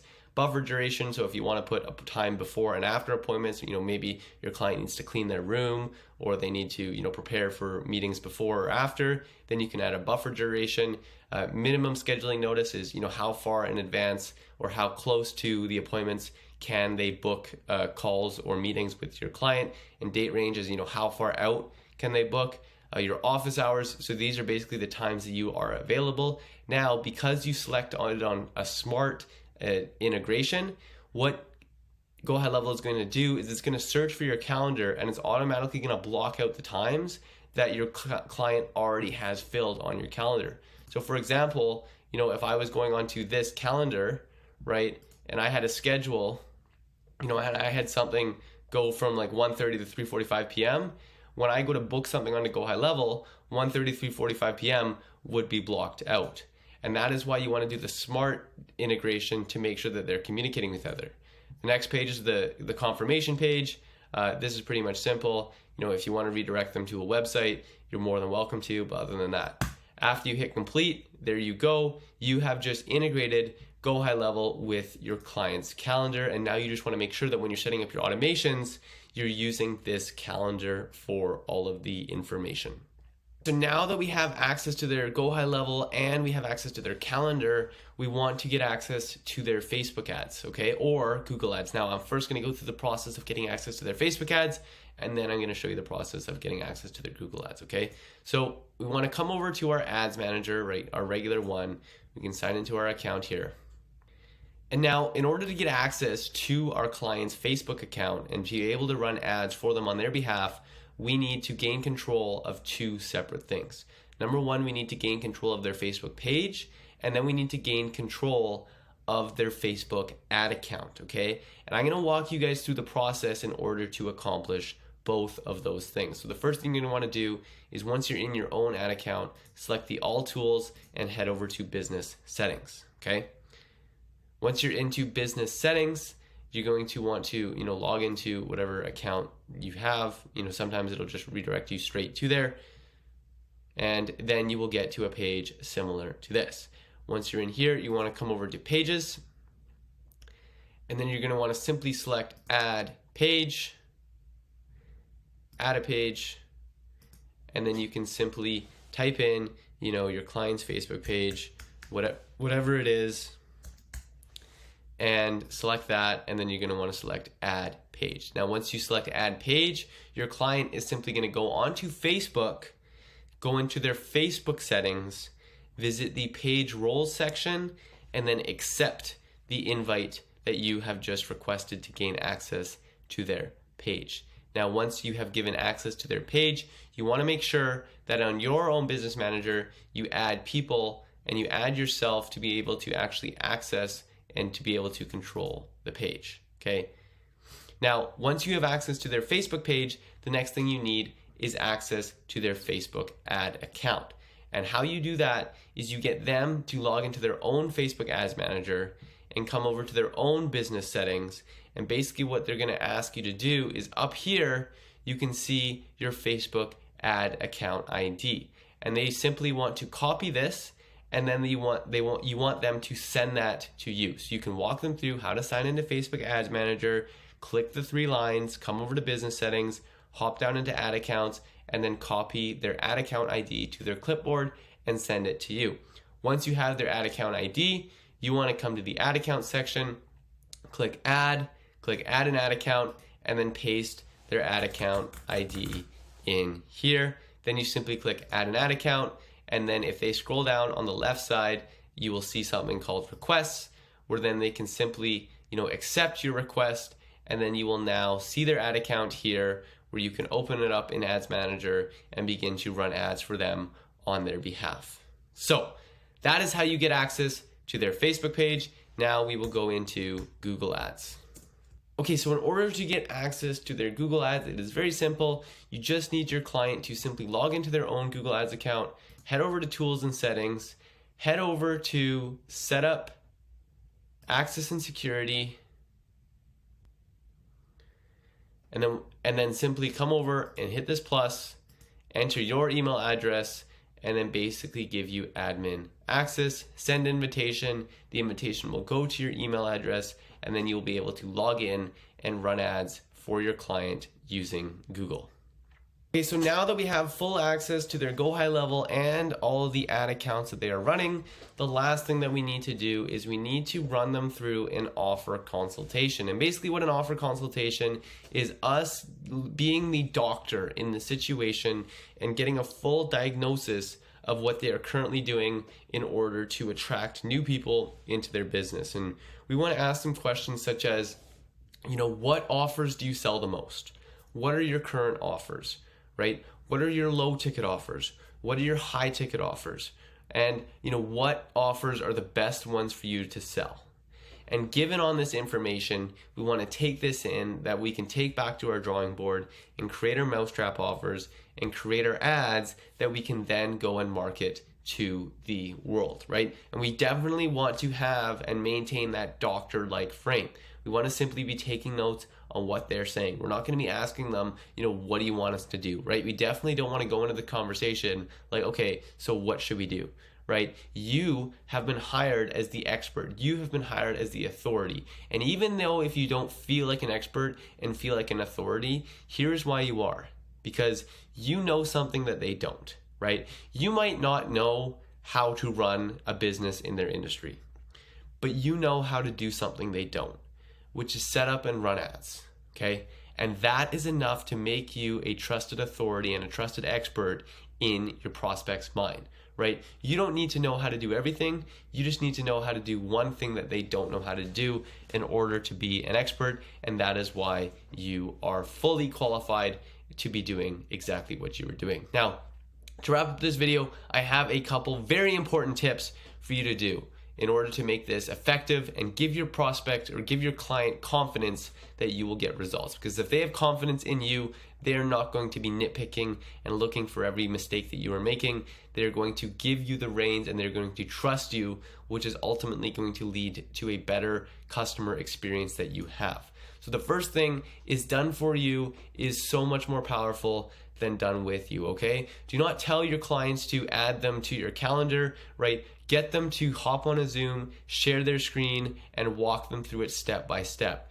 Do the work for them, right? They have no idea what they're doing. And I have seen so many people who lose clients because they can't get them through the onboarding process. Now, I actually have my own story of this, right? The reason I made the joke earlier in the video about how I actually signed 299 and not 300 was because one person that I signed in the gym niche was very, very, very technologically illiterate, right? He didn't understand anything about Facebook or anything like that, but I was able to sell him the idea of booking appointments and filling up his gym. And therefore, when we got to the onboarding process, I only said, here's how to do it, here's how to do it, here's how to do it, and he was never able to figure it out.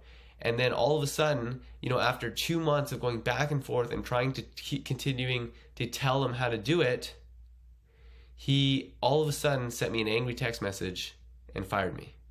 And he blamed me, when all I was trying to do was help him get onboarded. And I went back and forth and back and forth and back and forth.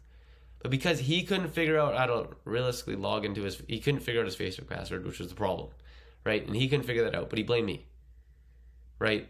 And whether it was my fault or his fault, that doesn't matter. I lost the client. So that is why just doing it for them is so much more effective than having them do it with you, okay?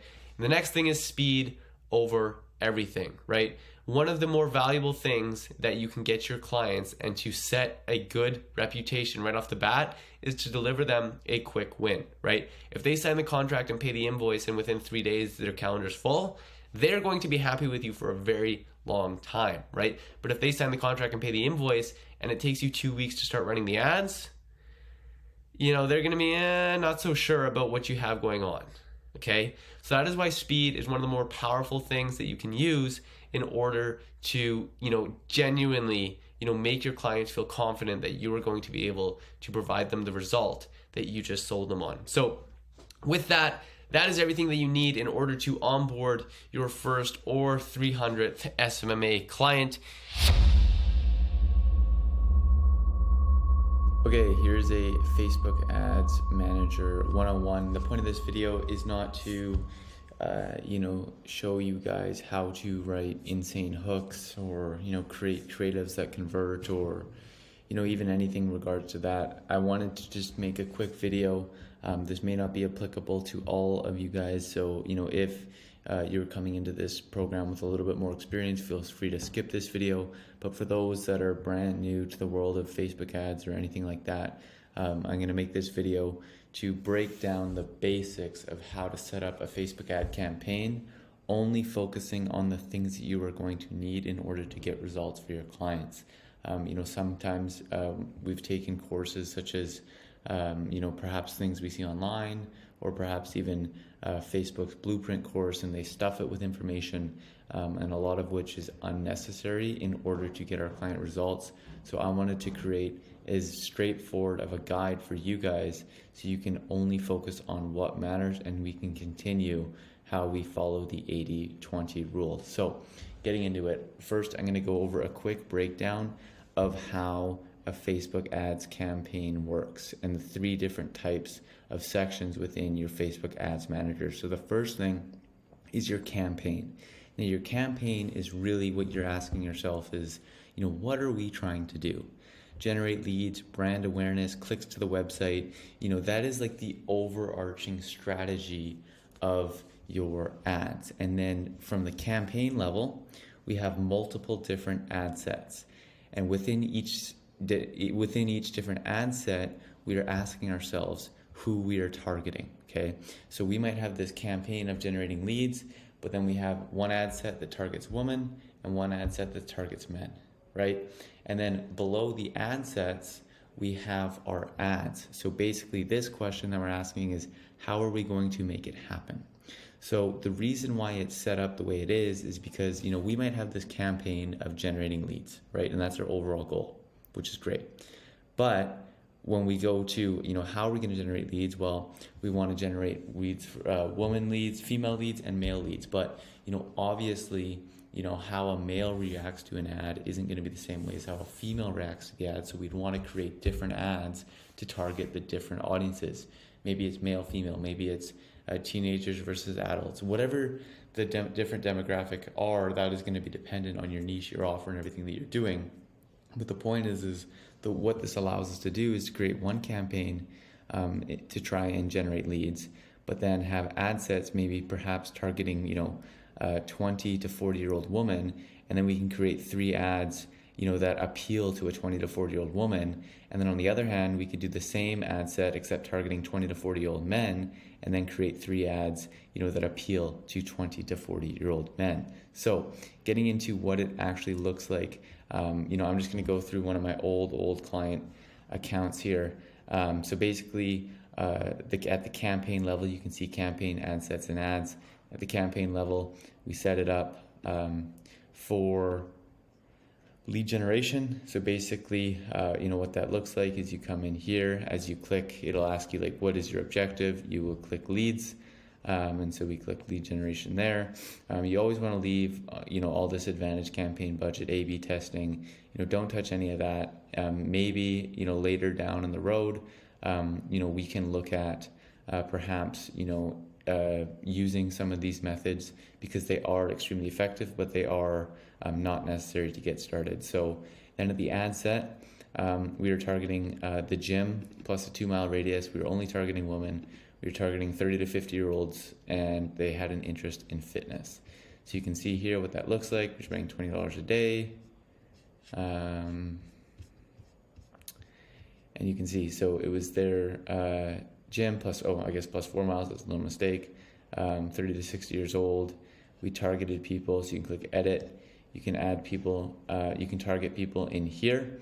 Now, one of the things that is very important when it comes to your advertising is a lot of time when we're working with local businesses, our audience is very broad. Our audience is, can appeal to a large range of people, a large variety of people. So what sometimes that will do is that we actually won't have any interest in here, or we'll turn on this button. And if you look right here, you can see my audience size, but when I click this button, it's going to significantly jump up. And what this does is when you turn this on, it first shows to people that have an interest in physical fitness, but then it'll begin to, as it says, target people beyond your detailed targeting selections when it's likely to improve performance. Now, this is a very rare circumstance in the sense where I was able to identify a way to get, as you saw, $3-4 leads for people, even though I had a 50 to 60,000 audience size. However, I would not recommend that. This was after months and months of testing and refining and sharpening the iron. So when we're beginning, we're gonna want to look for audience sizes of anywhere between 100 to 500,000 people. And if our audience size is too low, that's when we can either remove our targeting or turn on advantage detailed targeting to further expand our audience size. So then getting into the placement, so basically this is where you select where you want the ad to be. So another thing that you could split test and create different ad sets for is maybe feed ads versus story ads.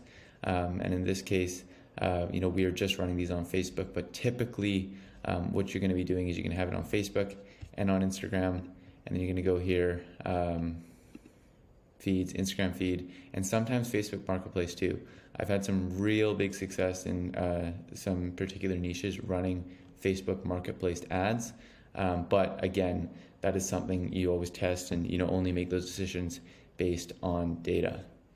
So then once you've created the ad set level and you've defined who we are targeting and where you're targeting them, you then want to go into the ad. And basically the ad is, how are we going to make this happen? What are we going to say in order to persuade people to, take the actions that we want them to take on behalf of our client? So that's where you're going to come in. You're going to write your copy. You're going to, write your headlines. Add a description there, which is not really important. Add your form, and then there you go. That's pretty much the basics of how to set up a Facebook ad campaign. On how to create winning ads the first try and keep your clients happy without wasting their money on testing, so you can ultimately retain them. Because remember, it always costs significantly less to keep a current customer than it does to acquire a new one. So let's get into it. So I had just sold, this is back in 2021, early 2021, I just sold 3 gyms on a $5K setup fee. And at the time, I was in this program that theoretically gave me winning ads for the gym niche. But, I copied and pasted the new ads onto my client's account, and this happened. $97 a lead. If you get $97 for a lead for your client, they're going to be pissed. And my clients were as well. And because of this, it caused a lot of anxiety. As you can imagine, every single morning I woke up and I anxiously checked my ads manager. At one time, I promised myself I would not check my ads manager for the day because I needed to relax for a week, or for the first time in a week, and I couldn't do it. I had to end up checking it, and it just wasn't ever good. And then because I had no idea what to do, I reached out to others and asked for help, but I was ghosted because I was reaching out to people that were in the same industry as me, and why would they want to tell me what was working for them? Because otherwise I'd potentially take them out of business. So with my back against the wall, I started to analyze hundreds of Facebook ads. And then eventually I just figured it out. And I discovered the secret to almost never failing with Facebook ads again. And as soon as I implemented this is what happened. This is the same campaign. It went from $97 to down to $2.59, which is flat out ridiculous. But in this video, I'm going to teach you 3 things. First of all, the number one thing that I was not doing, and the number one thing that causes your Facebook ads to fail, and also how to prevent it. Then I'm going to talk about how to ethically hack your competition and almost never fail with ads again. And then at last, I'm going to share how to analytically manage ads and avoid audience fatigue. So let's get into it here. So the number one thing that causes your Facebook ads to fail and how to prevent it. So if you don't create an irresistible mousetrap offer for your clients, you will fail. Remember that. Screenshot this. Post it on your freaking whiteboard. Go to your whiteboard, write this down right now. If you do not create an irresistible mousetrap offer for your clients, you will fail. What is a mousetrap offer, you might be asking? A mousetrap offer works by giving the prospect some cheese to get them in the door and then locking them in at full price afterwards. So formulas to create mousetrap offers could be when on the front end you offer a free trial, but on the back end your client upsells them into a paying customer. On the front end, you offer a huge discount to another upsell, or it could be offering a huge discount because you know that customer will turn into a long-term customer if by nature you have a recurring business model. This is your clients I'm talking about. Another one is free X when you book Y. Make some ridiculous offer that people almost think is too good to be true, but it is too good to be true because once they come in the door, they get upsold or turn into a recurring customer. So what this looks like in action, some examples are a $4.97 ceramic coating. Anybody in the industry who knows anything about ceramic coating knows that ceramic coatings are usually at least $1,000 to $1,500, but you can get them in the door with an irresistible offer like that and then help your clients upsell them or turn them into long-term customers afterwards. The Cairo niche, a $21 adjustment. They come in for $21. Who's going to turn down a $21 chiropractor adjustment? Imagine for only $21, you get to go and feel like you're 20 years younger again. Anybody wants that. So they come in, they sit down, they get cracked around and whatnot. And the next thing you know, they're sold on a weekly recurring package. And that's how your customer or your client makes money. Sash niche, free trial. That's the classic one. Here's a free trial, test it out, get hooked on it, and then become a paying customer. Landscaping niche. Maybe you offer a free grass cut when you book a hedge trim. Then when people do that, they turn into weekly paying customers. So next step, how to ethically hack your competition and almost never fail with ads again. Because I say almost because, come on, it's not going to be perfect. Nothing is perfect. But I can tell you that without a doubt in my mind, this is the best way to run and set up your ads. So method number 1, leveraging the Facebook ads library. So I'm going to give you guys a live example of what this looks like. So let's say, for example, we are in the auto detailing niche. So first of all, you're going to go in a Facebook ads library, then you go to Canada or US or whatever country you're from or whatever country you're targeting in. Then you can go to, let's say detailing. You can just type detailing. And then what you're going to see is all the current ads that are out on Facebook already being run, right? These ads people are already spending money on. So now what you want to look for here is you want to find ads that are old, because if the ad has been around for 2 months, you know it's a winner, because either it is some ginormous company that is just willingly wasting money, or it is an idiot who is willingly wasting money, or, which is probably the more likely option, the ad's making money. If the ad's making money, we can model it. We don't copy it, but we can model it for our own clients and use it with them. The other thing that may be an indicator that this ad is a winning ad is if you see the ad pop up frequently. So I've only been scrolling for a couple minutes here, and I've seen this style of ad there once. I've seen it again. I've seen it another time. Keep going. That's kind of similar as well. There's another similar ad. Okay. Keep scrolling, keep scrolling, keep scrolling. Okay, now I see a lot of this type of ads. Okay, this one looks very similar. Okay, these ads are probably winning ads, because why would this company be spending so much money on an ad that is not performing? Okay, so once we find a winning ad, we go to see ad details.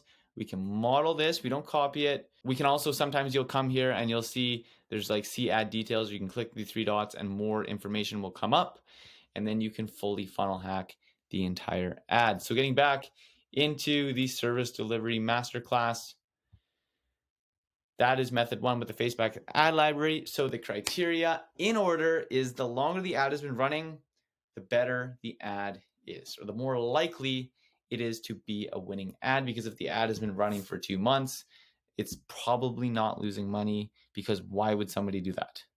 The second thing is that if you see the ad appear many times, it's also likely a winner for the same principle, in that if a company is spending so much money on the same ad, why would they be doing that unless they already knew it was a winner? Second method you can do is the case study funnel hack. Now, this is the better way of doing it, but I will tell you right now, it's a little bit more complicated to pull off. So what you do is you search your niche and then Facebook ads case study into Google.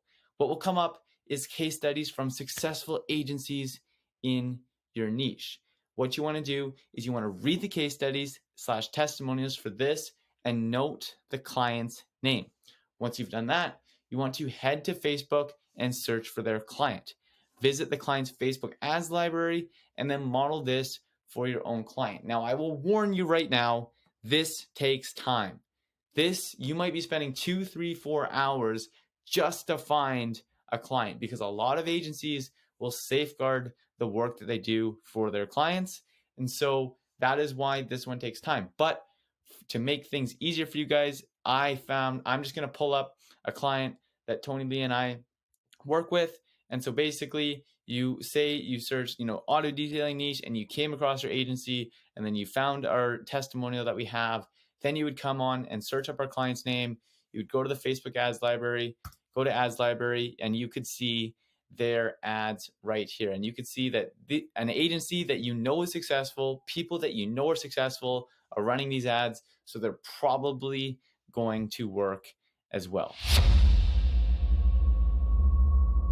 Okay, we're going to get into it here for how to manage your ad campaign. So first of all, I'm going to go over the high level strategy, and then I'm going to break it down via Ads Manager and show you guys like what it actually looks like in action. So first thing is we're going to have our ad campaign, and then within our ad campaign, we're going to have ad 1 and ad 2. Now, the first thing that I'm going to touch on here is that we always must be running a split test.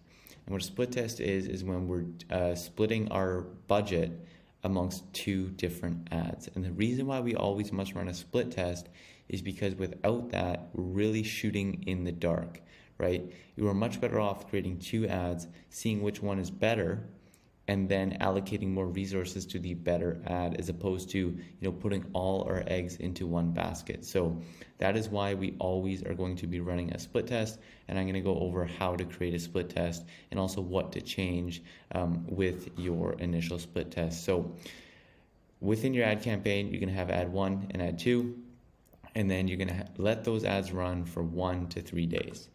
And after 1 to 3 days, you're going to cut the loser, right? You're just going to turn off, you're going to shut down, you're going to shut the losing ad, the one that is performing less than the other ad. And you're going to make these decisions based off of your ROI tracker. So it's going to look like this. You're going to have an ultimate funnel tracking template where you're going to be able to track all the data and see exactly where your ad is going wrong. And that is where you're going to, make the decisions off of. You're not going to make the decisions off of, what ad you like more, what ad looks better, what ad you think is going to do better. You're going to make the decision based off the tangible data that you are receiving. Once you have, cut in the loser, you're going to go and duplicate the winner, and you're going to do that at the ad set level. And then you're going to split test one variable. And what I mean by one variable is we're going to be tracking different KPIs within your ad campaign. And depending on what your lowest performing KPI is relative to the other KPIs, we're going to take that one, we're going to duplicate, we're going to tweak that KPI, and then we're going to repeat the process by coming back up to here and running a split test again. And we're just going to continuously be repeating this process. And that is all media buying is. So if I get into what it actually looks like, we're at the ads, we come to the campaign level. So let's say we're setting up our first split test. The first thing we're going to do is we're going to come to here. We're going to click duplicate, and then we have our split test. So we'll call this split test just for simple sakes. And then you can split test whatever it is that, we are split testing. So, whether it's your audiences or, more or less, it's going to be the actual ad at the ad set level. So let's say, for example, like in your first split test, you're just going to create two completely separate ads, right? You're not going to, split test headlines and whatnot right off the bat. In the beginning, you're just going to create two completely separate ads and run them both as a split test. So let's say, this is ad one and it looks like this, and this is ad one, and let's just pretend that it looks completely different. So once we've done that, okay, the next thing that we're going to do is we're going to wait for 1 to 3 days. After we've waited for 1 to 3 days, we're simply going to come back into here and we're going to see, okay, let's pretend this split test one was the winner, okay? So then we're going to come into here, we're going to turn off this one, we're going to duplicate this ad, okay? And now let's say we looked at the data and our click-through rate was low, okay? So what we're going to do though is we're going to use the same copy, but we're just going to use a different creative. So we're going to say, we'll use the same copy, but say instead of using this creative, we're going to delete that creative, and we're going to use, I don't know what this is, this creative, for example, right?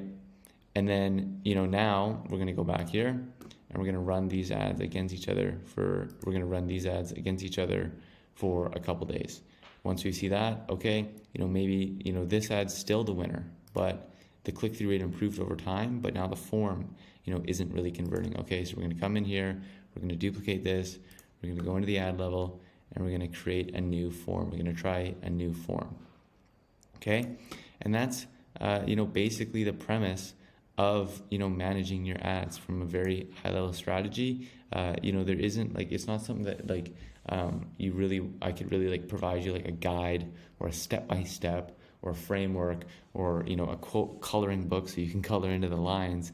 Managing ads and becoming a good media buyer is more or less understanding the premise of using this ad campaign, split testing multiple ads, cutting the loser, duplicating the winner, and split testing one variable. So now to get into a little bit of rule of thumbs to follow is if you have a low click-through rate, the first thing that you can do is change the creative.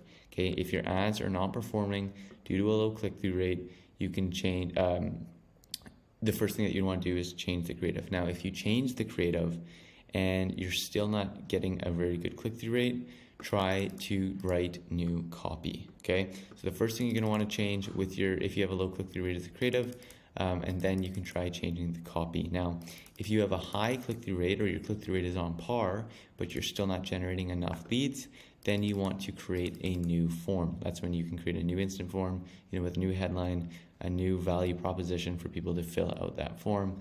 And then the last thing is, if you have a high CPM and poor results, well, then you're just going to have to create a brand new ad. That's because Facebook does not like your ad, people don't like your ad, and at the end of the day, your ad sucks if you got a high CPM and poor results. Okay, but that is a very rare circumstance. All right, here's a rundown on how to use the Ultimate Funnel Tracker for your clients so you can manage their campaigns, identify where the bottleneck is to getting them even better results, and always run a top tier media buying program as you're servicing your clients. So all you want to do here is first input the data from your Facebook ads and then analyze the numbers. That's all it is. And this is basically the tool that we've created to make this easier. So what you want to do is, first of all, what can be beneficial is if you come into customize columns, and then basically you can delete all of this, and then you can search into what all the different things that you're going to need. So the first thing is that you need is ad spend. What? Oh. Amount spent. Okay. Impressions.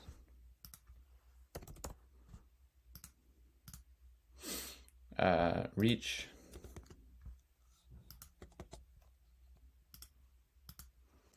Link clicks.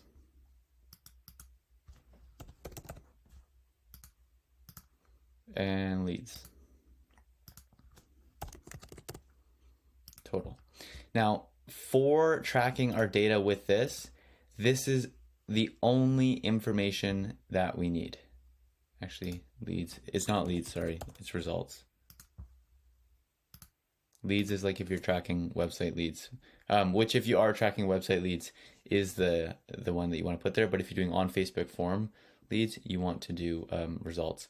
So once you put in 1, 2, 3, 4, 5 to match 1, 2, 3, 4, 5.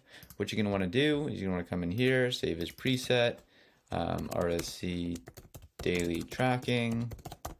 You can name that whatever you want. You can put apply. And then now when you come into here, let's say you're on engagement, you come down to here, you should be able to see RSC daily tracking, and it will go automatically to only the data that you need. So once you have only the data that you need, you're going to want to come onto the Ultimate Funnel Tracker. And basically you want to start inputting the data. So I have this set to June 9th. I just chose a random day from a client campaign that I used to run. And we got on June 9th, we spent $19.58. So on June 9th, we spent 19.58. And then we spent and then the impressions was 1056. The reach was 995. The link clicks were 18. And the results were 7. Okay, so this is definitely a better than normal day, but let's go to June 10th. Now you want to do this every single day, but I'm obviously going back in time. So we spent 20.02, then 1103, 1072, 12, and 6. Okay, so you realistically would want to, make sure that all your data is put in here. But for the sake of this loom, I'm just going to put in this data. So now, once you have this data in place, it should automatically populate, as long as you don't screw up the template.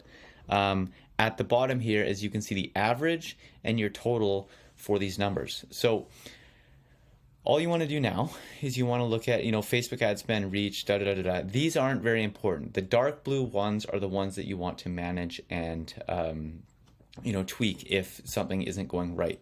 So frequency, you want it to always be under 2. Right now it's just 1.04. I'm assuming it's probably higher, but just because I only put in 2 days, it's only 1.04. Cost per impression, so it's under $20, so right now it's good. The Facebook click-through rate is over 1%, which is good. The cost per click is over $1. So that is something that is not in alignment with what we're looking for. And then the Facebook form percentage, conversion percentage is it's well over 25%. So that's doing really well. And then we're definitely under $5 a lead. So in this particular case, this wasn't the best example because this campaign is performing quite well, at least from the data that I've put in at its current point in time. But let's say, for instance, that this campaign wasn't doing very well. And so what I'm going to do now for you guys is I'm going to walk you through what to do when the campaign is not performing up to par. So the first thing is frequency. If frequency is getting too high, it's not super important. However, if frequency and cost per 1,000 impressions are high, what you might want to look at doing is creating a new ad or expanding your target market. The reason why is because frequency goes up when the same people keep seeing the same amount of ad. And that's the same goes for cost per impressions. If the same people keep seeing the same amount of ad, or Facebook deems it as a very low quality ad, which is a whole another can of worms to go down, because just because Facebook thinks it's a low quality ad, that doesn't mean you're not going to make any money on it. So definitely you want to take that with a grain of salt. But moving into the more important side of things, link clicks. So if your click-through rate and your cost per click is too high or too low, what you're going to want to look at doing is first testing a new creative and then testing new copy.